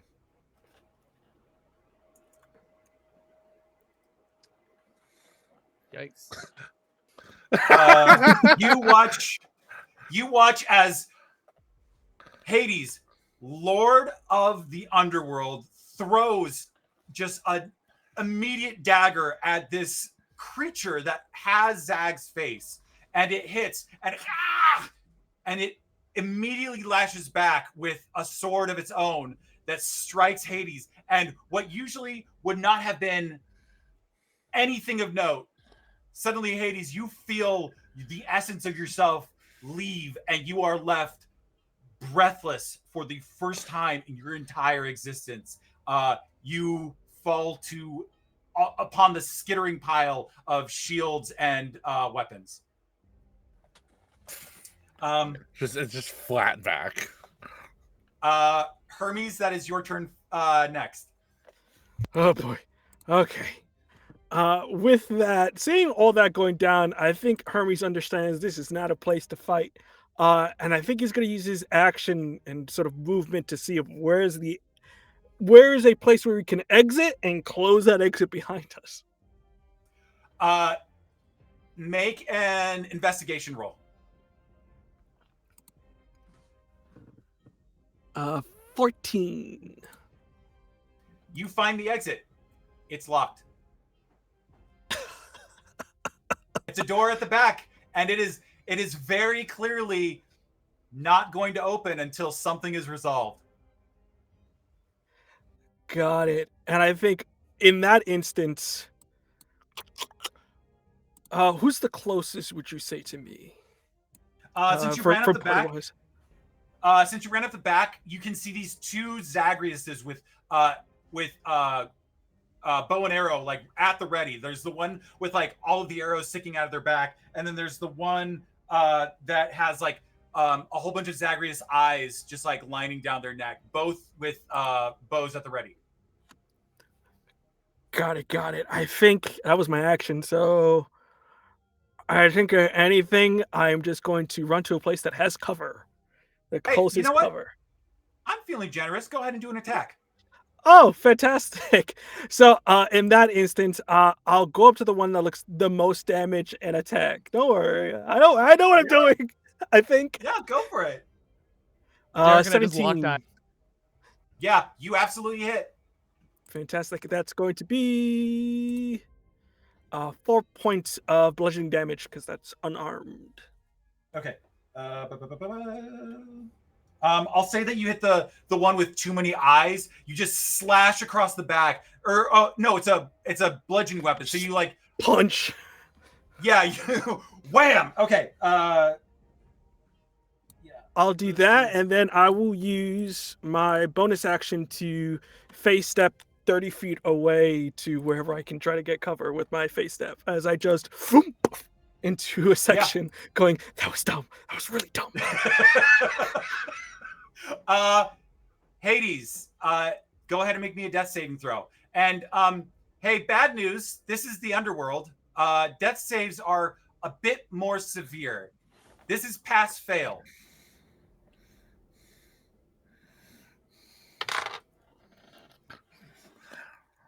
That is a 3. You all feel the entire space loses some sort of essence to it as Lord Hades leaves the battlefield. All right.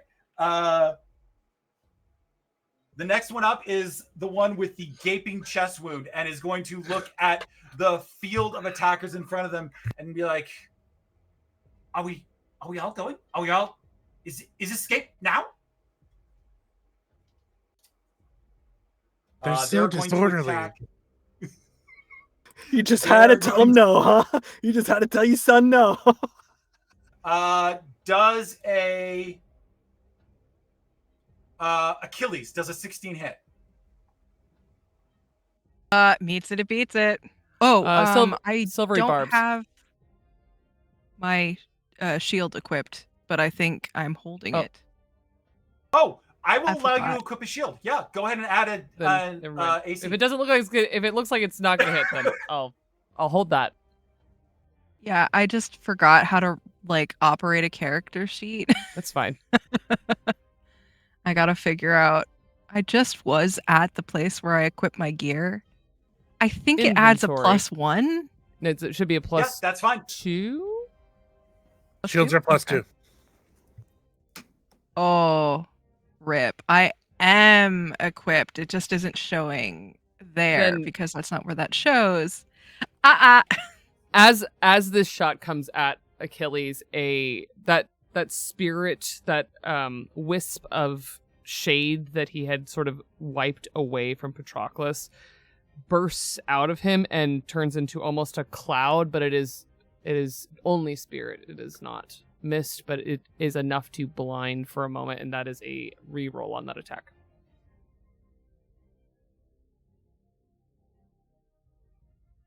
Oh, on the attack. Okay. Yeah. Let's go. Hey, it's a 16 again. Yeah. Well, it is what it is. Ugh. Stinky. Just, baby, I got Stinky. you. You get in the way. It's still hit. Damn. You take 12 damage. Okay, I am still up. Next in is the 4-armed one who's going to see that you are at a disadvantage and is going to attack as well. Does a 15 is payback? Does a 15 hit? No. No, it doesn't. It Okay. doesn't. All right. Next is Patchwork. They all hive mind on this. They're going to attack you as well. Does a 22 hit? Yes. Yes. Okay. We're going to roll this real quick.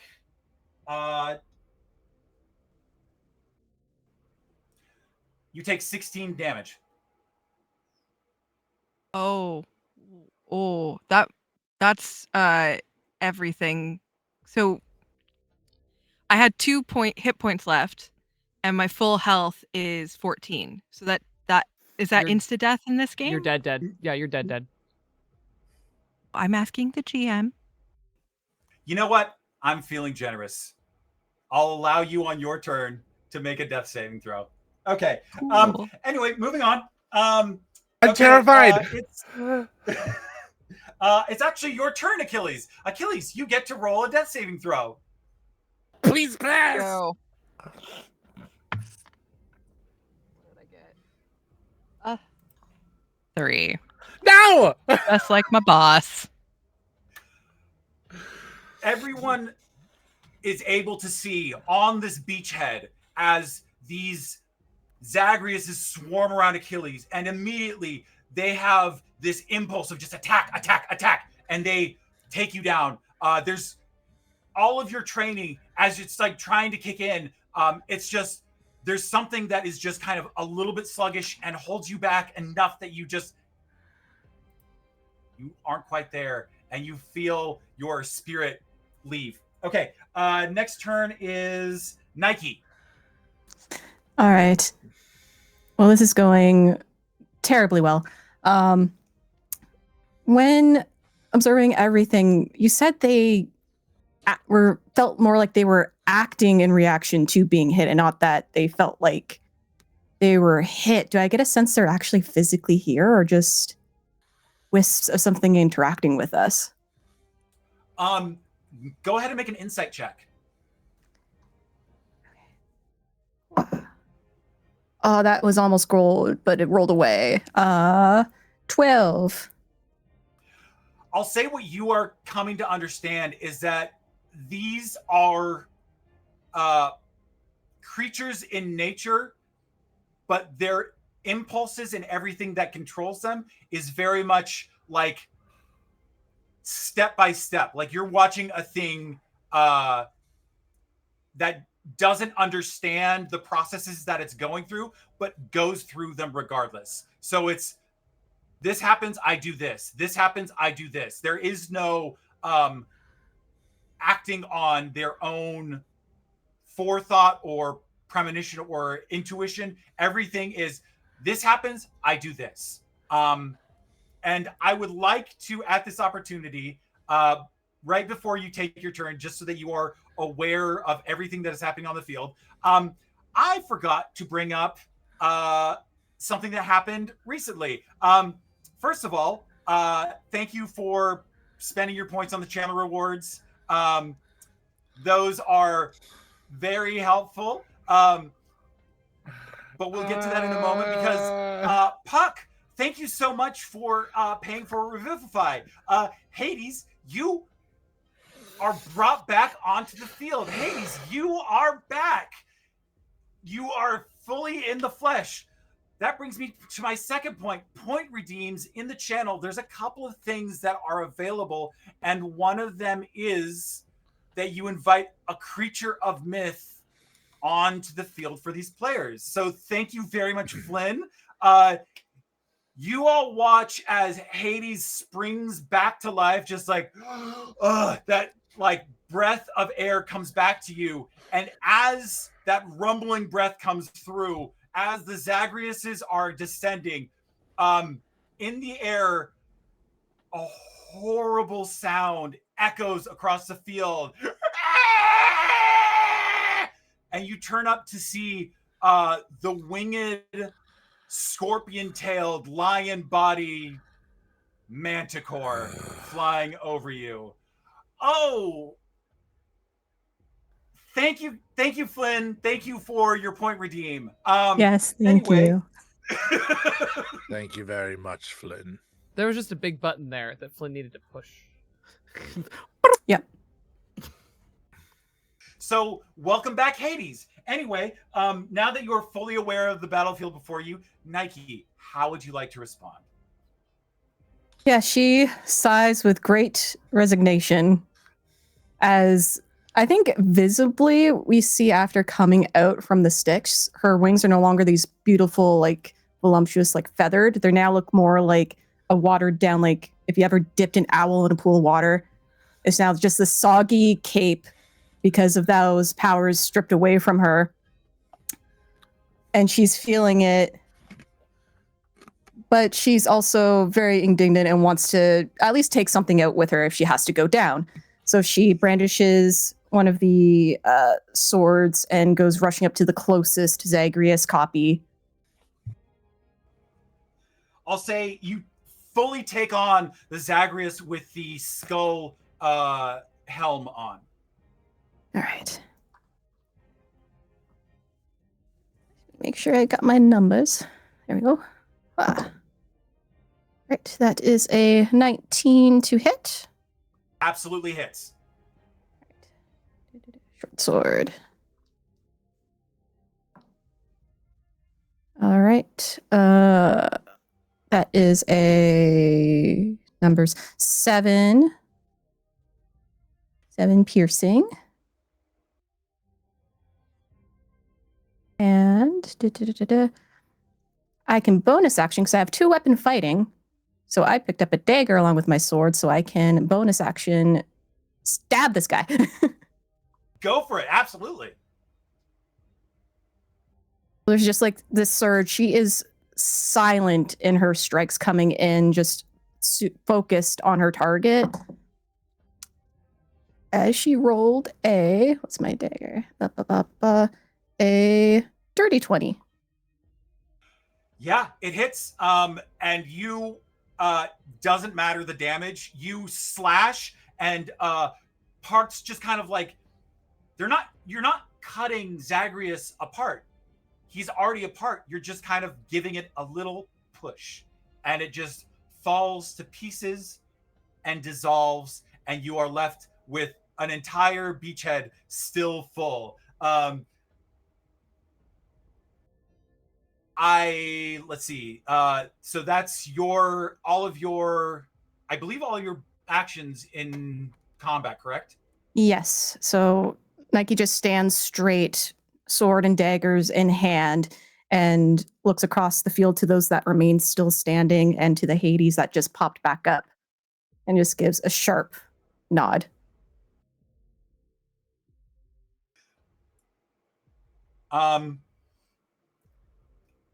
Nike, you love an underdog. How do you think you're doing right now?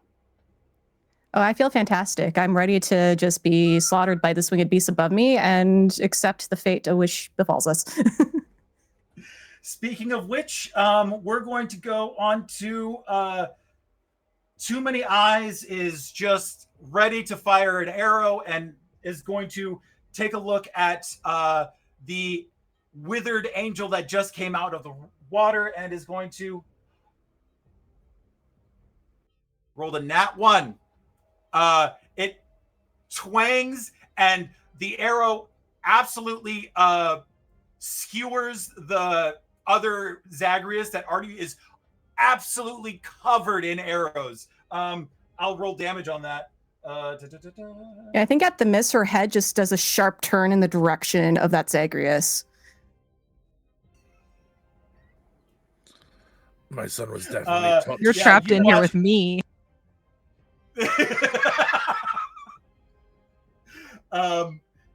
That is too many eyes. Patroclus, that is you. Patroclus had yelled for Achilles. But of course, Achilles is gone. And as that yell echoes out, he hears the cheers of Myrmidons buried in all of the memories. And he looks to Zagreus, cocks his head to the side. I'm sorry, stranger. And around the biggest Zagreus, the scariest one that he can see, the one that looks like can do the most damage on this field, a mist, a miasma forms around him as wisps of spirits form, and I am going to cast Dissonant Whispers, which is a wisdom saving throw. Ooh, and they do not have good wisdom. Okay.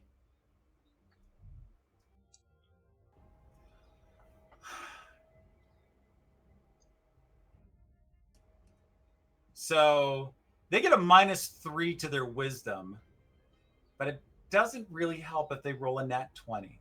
Cool. It's all good. Shame that.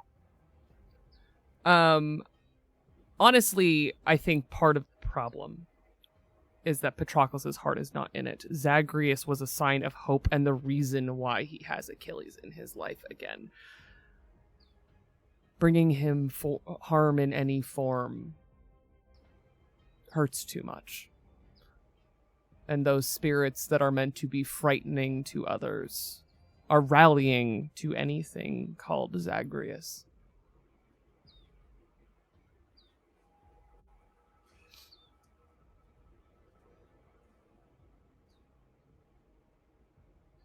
There is 2 more creatures in the initiative order. One of them is a very injured Zagreus, and the other hasn't just joined the battle. So, Pincushion Zagreus is going to take a shot off at does a 15 hit Nike. No, it does not. You feel the arrow ping by. This is not a creature that is skilled with a thing. This is a creature that is just following an order and a mechanism. And you see it just like throw it a bolt in the air. They would have had more luck just throwing it by hand, and it just pings off of some old armor. You are able to step aside and easily avoid it. Yeah, she is unflinching. That leaves a very unfortunate creature soaring above. I'm going to say, Patroclus.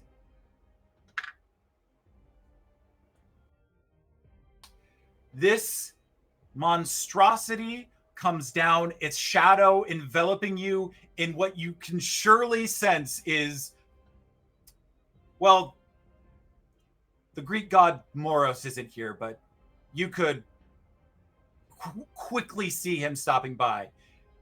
And yet you don't. As something you're able to dip a shoulder, just barely, dodge, the Manticore lands and skitters across shields, its footing unsure, its slash flailing through the air. That was a nat 1, so you are saved. I've been sparring with Asterius. Great creatures of myth don't frighten me. We go back to the top of the order. Lionhelm is out, Skullhelm is out. That is Hermes. I think Hermes sees all that happen in a couple seconds. It's just like, I should have stayed and not listened to that old man. I think in this instance, the Manticore is hostile to us, right? That's here? Yes. He is going to use his movement in action, and I think he's going to try to convince the other enemies. Is going, hey, if you want to escape, that's what you gotta kill. And he kind of points dead at the Manticore to try to somehow convince them, since they know that they are determined of, I need to get out, I need to kill something to get out, and goes, that's the thing that you gotta get out, kill to get to the next level kind of energy he points at. I'm gonna need you to make a charisma a persuasion check. I am warning you, this needs to be very high. And I have a +1, so I probably... Oh my God. You got this. Nope. No. 1. A 1. They're gonna kill me. No. They're coming for me.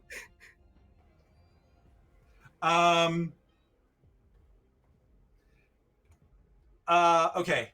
That was wrong. Okay.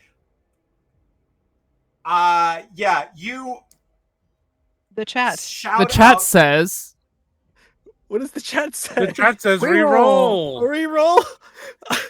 All right. yeah. Flint is being you get DJ another here. opportunity at this. It's 12. Not that high. It's Hey, not as bad. it's not as bad. You reach out with every bit of just trying to convey the danger at hand to things that might not comprehend what it is that they are doing, trying to instill something within them that they can hold on to. And it's just their brain is not there to grasp it. So you motion to the Manticore and it roars and they say, no, you're here. And they all turn their attention hillward toward a very devious god of speed and travel. And I use my face step one last time to go as far back as possible, screaming at Hades, Hades, you raised an idiot of a son, as he goes as far back as he possibly I can. know. That is you, Hades. Hades, you get to go. I need a strength saving throw from the Manticore. DC 13.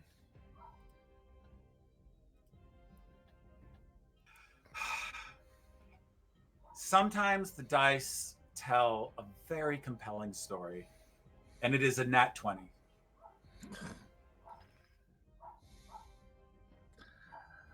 Well, the good thing about this is that it's a 20-foot square, and anytime you step foot in it, you have to make that saving throw. So if this thing moves, it needs to make another saving throw. Okay, great. What is the spell that you are casting on it? Entangle. It is a concentration spell, so if I go down, it goes away. But it traps it for a little bit now. Hades, you are one of the gods who I'm making an assumption here, but I don't think you willingly stepped into that realm of Roman. It was more thrust upon you. Yes. Pluto is an aspect of Hades that is more encompassing of an afterlife and an underworld. And so you reach into that subterranean, that deep feeling of confinement and darkness and deep empty, deep hold of emptiness, and reach up, and all of these vines reach out to grab hold of the Manticore. The Manticore barely is able, it's sidestepping here, there, everywhere that it can.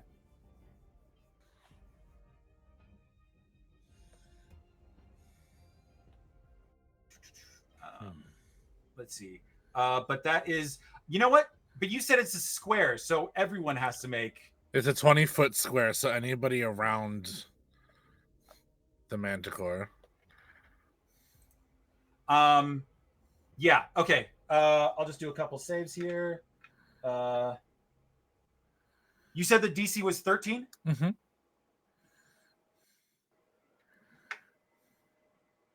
Okay. One of them rolled a natural 1. The others are very Cool. The natural 1 is restrained. Yes. So I believe that okay. means all attacks against it are with advantage. Okay. Excellent. All right. So that is your turn. They are like the vines wrap around them, and they are like immediately pulled to a like statuesque position. We're gonna go. Let's see. Let's say that was forearms. Gaping Chest is going to take an attack on Daddy Dearest. Hey, does a dirty 20 hit? It does. Okay.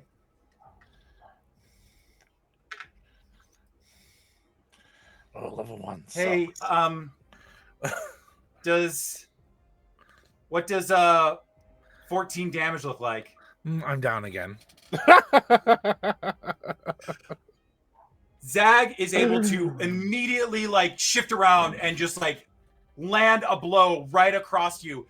You had just made it up, and again, these Zags seem possessed of a singular nature and slash, and you go down. Okay, we're gonna go forearms is restrained, so he can't do anything. Patchwork is going to take a swing on. Ooh, I forgot. We're gonna make an athletics check on to get to Hermes. He fails. He doesn't make it to Hermes. The terrain is too rough. All right. Just running around. That is Achilles is out. Nike, go ahead and make your move. All right. Well, she had focused on her target, so she immediately goes for the first one that had shot an arrow at her and missed. Okay, go for it. Let's see. Ooh. No, because I'm pretty sure a flat 10 does not, or a 10 total does not.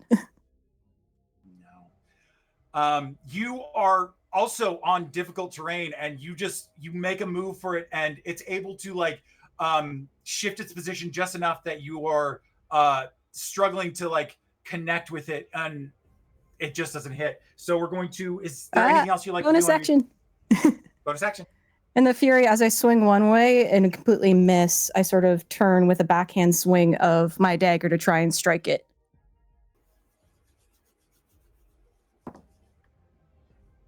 Okay, this dice is going to jail because I don't add much to that. So more in a rush of battle fury. A fury that she only really touches in recent times because of what the Romans have devolved her into. That the patina on her wings, that was that bluish dust, is now turning to a rusted blood red. You feel that spirit of just being an emblem, of not being a godly divinity that acts and issues their own edicts or commands, just a thing that is to be paraded upon the victory. And it's unfortunately, when you felt that clarity, what it did was it allowed you to see everything about who you are and what isn't you and how others hang things on you. And this is another one of those aspects that you just cannot escape, as the Romans never saw the value in praying for victory. They only saw the value in achieving victory. They move on to Too Many Eyes. They're going to make an attack. That's a nat 20.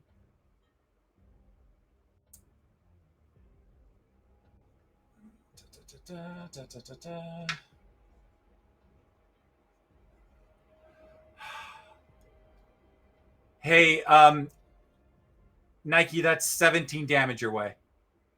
All right, I am down.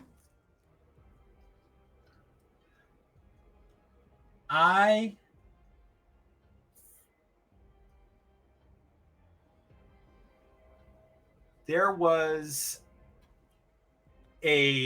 just a very helpful member of the community, Risky Red, who just paid for a Revivify. Achilles, you are back up. We're going to Patrick. keep on moving. Yeah. Am I going to revive at level 1 or at level 2? You revive at level 1 for right now. Copy. Okay. I think something else happened in chat that someone Yeah. very Yeah. lovely, A very nice lovely did burb. something. Boon. Our favorite burb on the internet. Nike, as you feel, by the way, thank you, Sparrow. Anyway, we kind of feel like a Risky. settle over the field as something pulls you out of time. You feel the flames of battle, but they're more of a surge, an instinct and a primal desire rather than a blazing inferno. And you see in a shadow cast from the flames, haloing this figure, a muscular man with a bald head that you instantly recognize as your brother Kratos. And you see that light casting over the twin blades that he has in hand. Oi, love. Seems that you have a bit of trouble yourself. Do we need to get in a bit of fisticuffs? Well, my dearest brother, how could I not allow you to join in on the fight? Hi. I'm only here for a good time, right? And we are going to... Your boon is that any person, any creature that attacks you gets a immediate... without... There's no saving throw. 5 points of slashing damage for even a failure. So any attack on you is 5 points of damage. Let's see. We are going to a lot of things to keep track of for the moment, but it's Patroclus that is now. You are in a field against a manticore.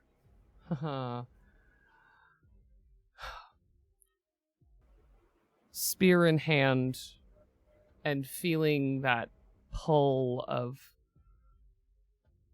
sitting in Elysium among my fellow shades and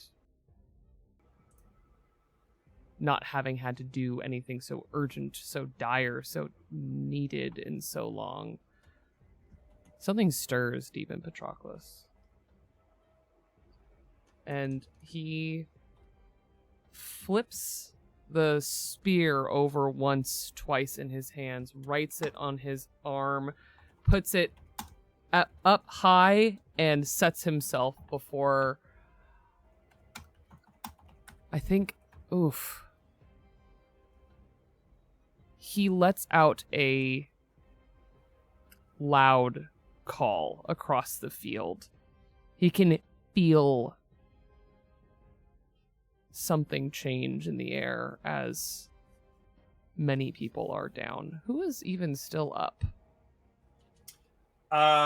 Actually, I think the only one down right now is Hades. I'm also Nike. down. Yeah. Oh. Unless the boon helps pop me up, but I'd be asking too much. No, in that case, I'll tell you what. Your boon instead, I will deliver. You know what? I'll come back to it. I will get you something, but we're going to. Nike and Hades are down. Okay. Then, seeing my love come back, he lets out a yell, the same yell that we did as boys as teens, as men, they yell for the Myrmidons to charge. And I will give you Bardic Inspiration, which right now is only a d6. And perhaps foolishly, but if for no other reason than to waylay it, I raise my spear against this beast, and I attack. Oof, that disadvantage is rough. That is only a 9. Unfortunately, the Manticore snarls at you, deftly dodges the blow, and is going to continue to like prowl around you. Is there anything else you'd like to do on your turn? I just don't blink, and I stay at it. Okay, we're going to move through to the half-bronzed Zagreus, and he's going to attack. I'm going to say Hermes again. Let's do. He passes his athletics check to get up to you. Does an 18 hit? Yes.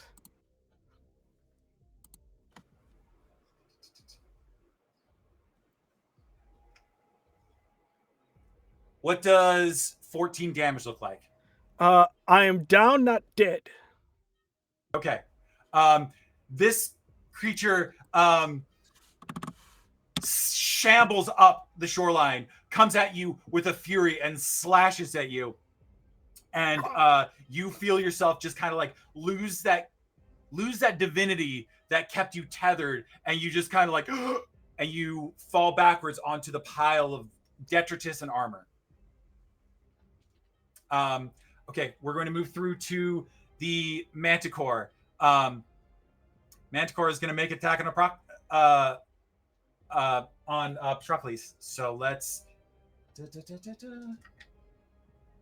This is going to be super rough. Hey, I am so sorry about how good I am rolling. I am so sorry. I am so very sorry. Did you crit on me? The Manticore raises up its tail and brings it down. I need to see the actual damage on this thing because it is not nice. Listen, I'm a bard at level 1. A stiff breeze would kill me. Ooh. Flynn, are you happy with your choices?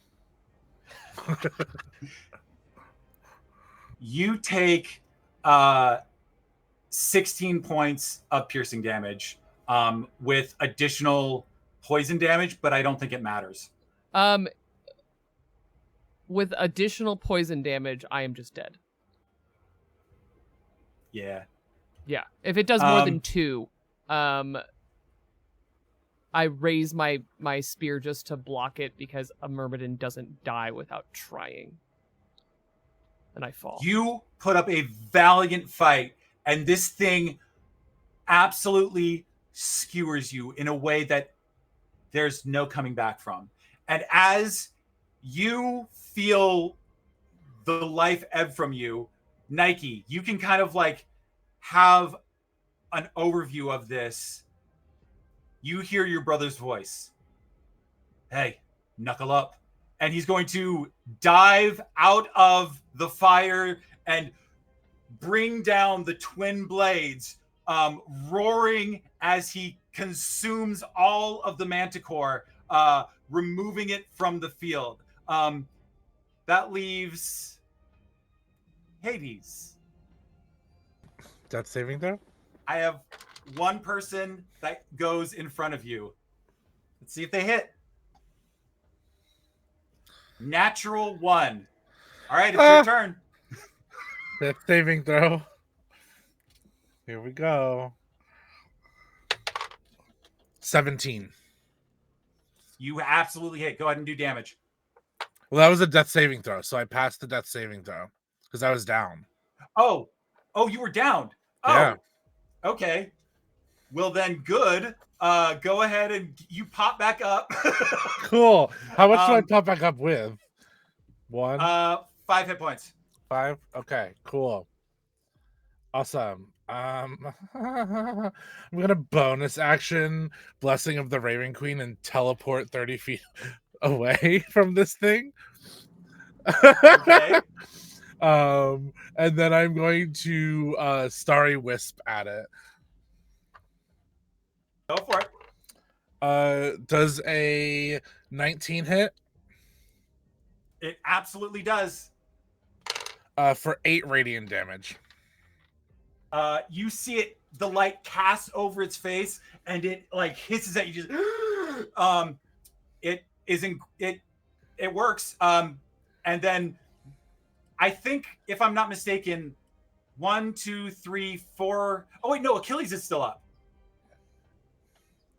Yeah, I gotta make a death all right. save. Me too. Yeah, We do yeah. have a Let's reroll go ahead. on the board, just so everyone knows. Okay. Let's go with Hermes. Go ahead and make a death save.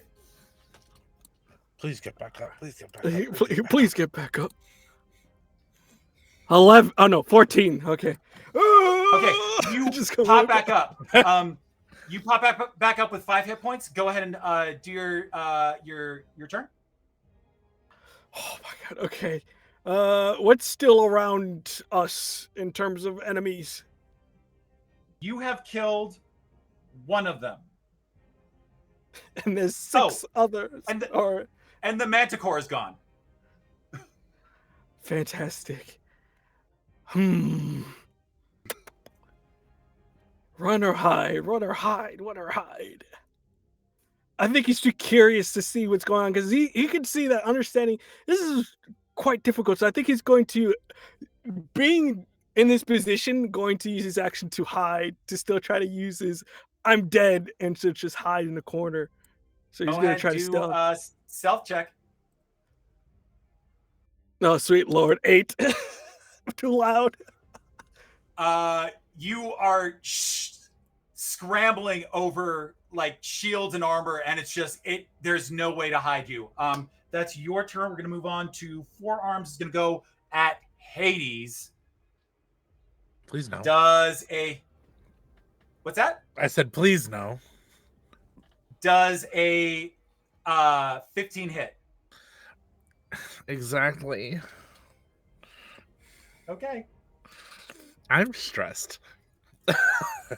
You're stressed. I'm climbing over shades. I am the Lord of the Dead, and I have been dead and back. I feel 9 great. damage. How much? 9 damage. I'm down again. Hades, you can. Oh God. And since you're down, one of the Zagreus is going to come over. No. Rude. Does a 17 hit your prone body? Yes. This isn't very generous, Patrick. Hades, you can still get. Oh.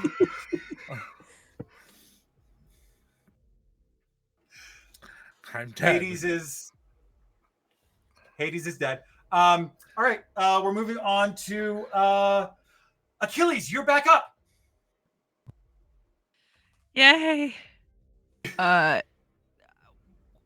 Okay. The Manticore is gone. That was going to initially be his target. What is close to the Manticore? Manticore kind of took Patroclus on his own up toward the beachhead. You all are kind of a little bit further up, so you don't have. There's no real targets around that area. Then you see him gasp back to consciousness in time to see this monstrosity strike Patroclus down, and something unhinges in his eyes. It is cold and ruthless and deadly. And the rage of Achilles courses up through his veins, and I would like to use my bonus action. Go for it. I want to rage. And then, which makes it so everything that hits me is at half damage unless it's magical. And I think it does some other stuff. I don't remember. I haven't played Barbarian in a minute. So I'm going to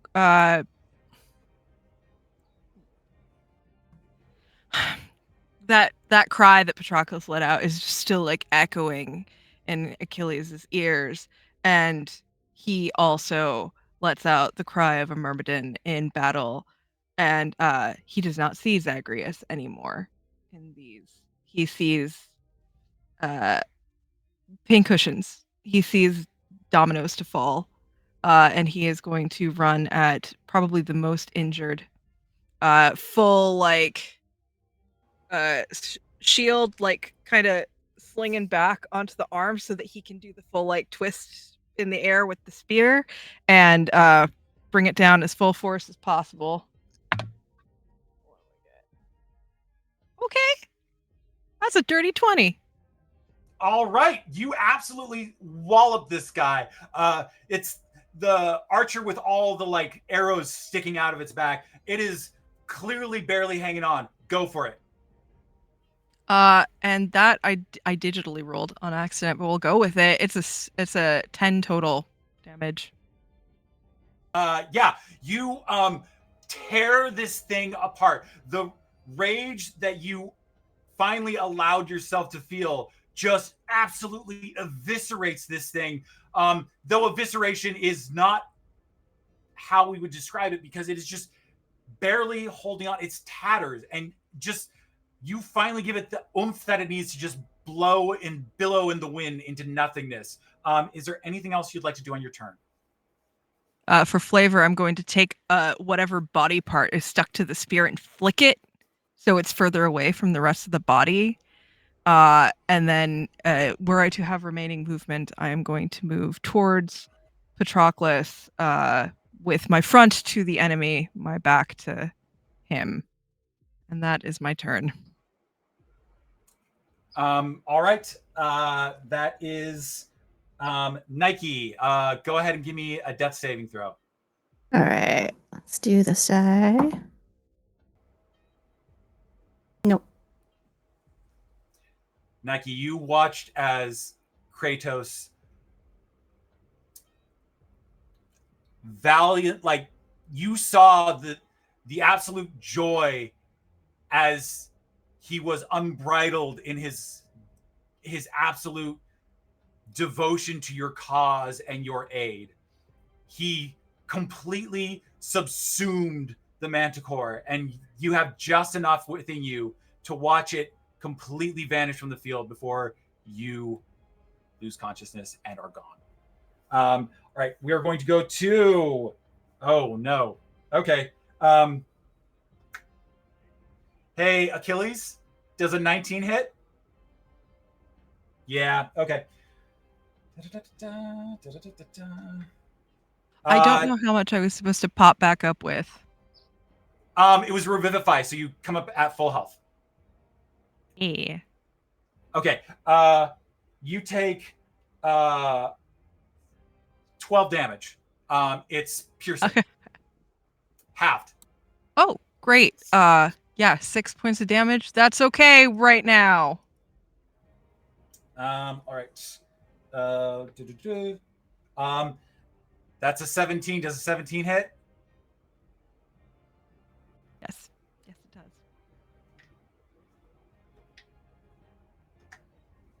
does.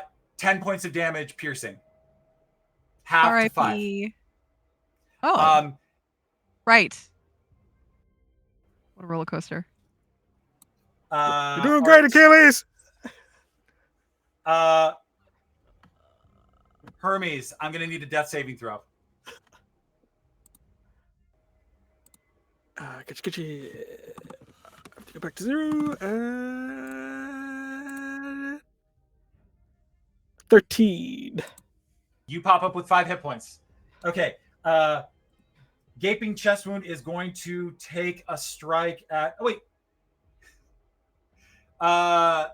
Hades is gone, right? You're done. Okay. Yeah, gaping chest wound is going to take a strike at you. Hey, does a 17 hit? I am so sorry about these rolls. Hit who? Hermes. Oh yeah, it does. I'm alive. Ah! He does 11 points of slashing damage. I should have stayed as he goes back down again. Because it's double your hit points, you are dead. Yes. Okay. Achilles, last on the field. Forearms is going to try and make an attack on you. They get a nat 20. So they're going to. I am very sorry.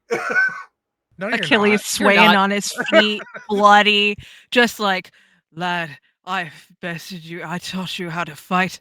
You think you can do this to me? Hot. I rolled consecutive 3s in a row. So that's 13 points of damage.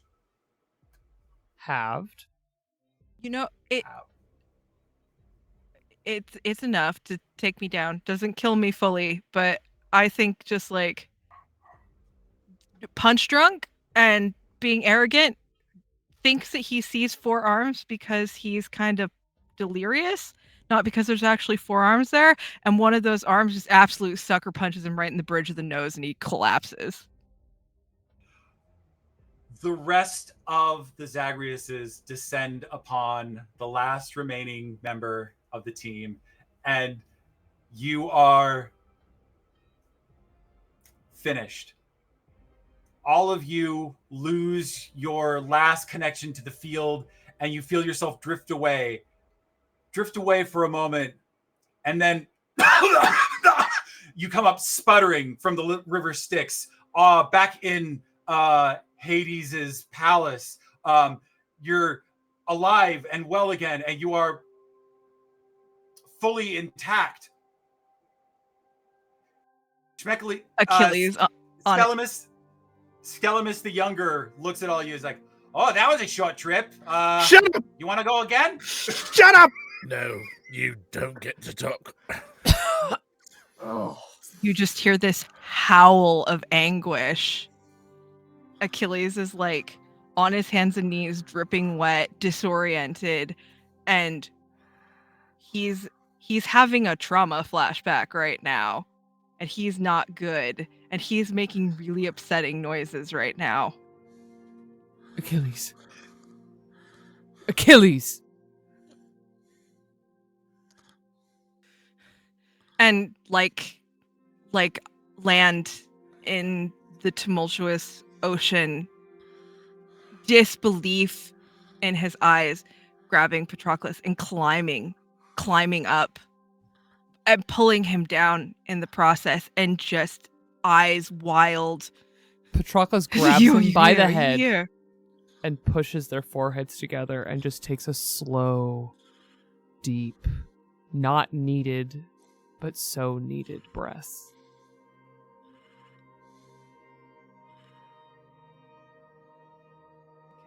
Boy, you guys are new to this, aren't you? I punched Skelemus.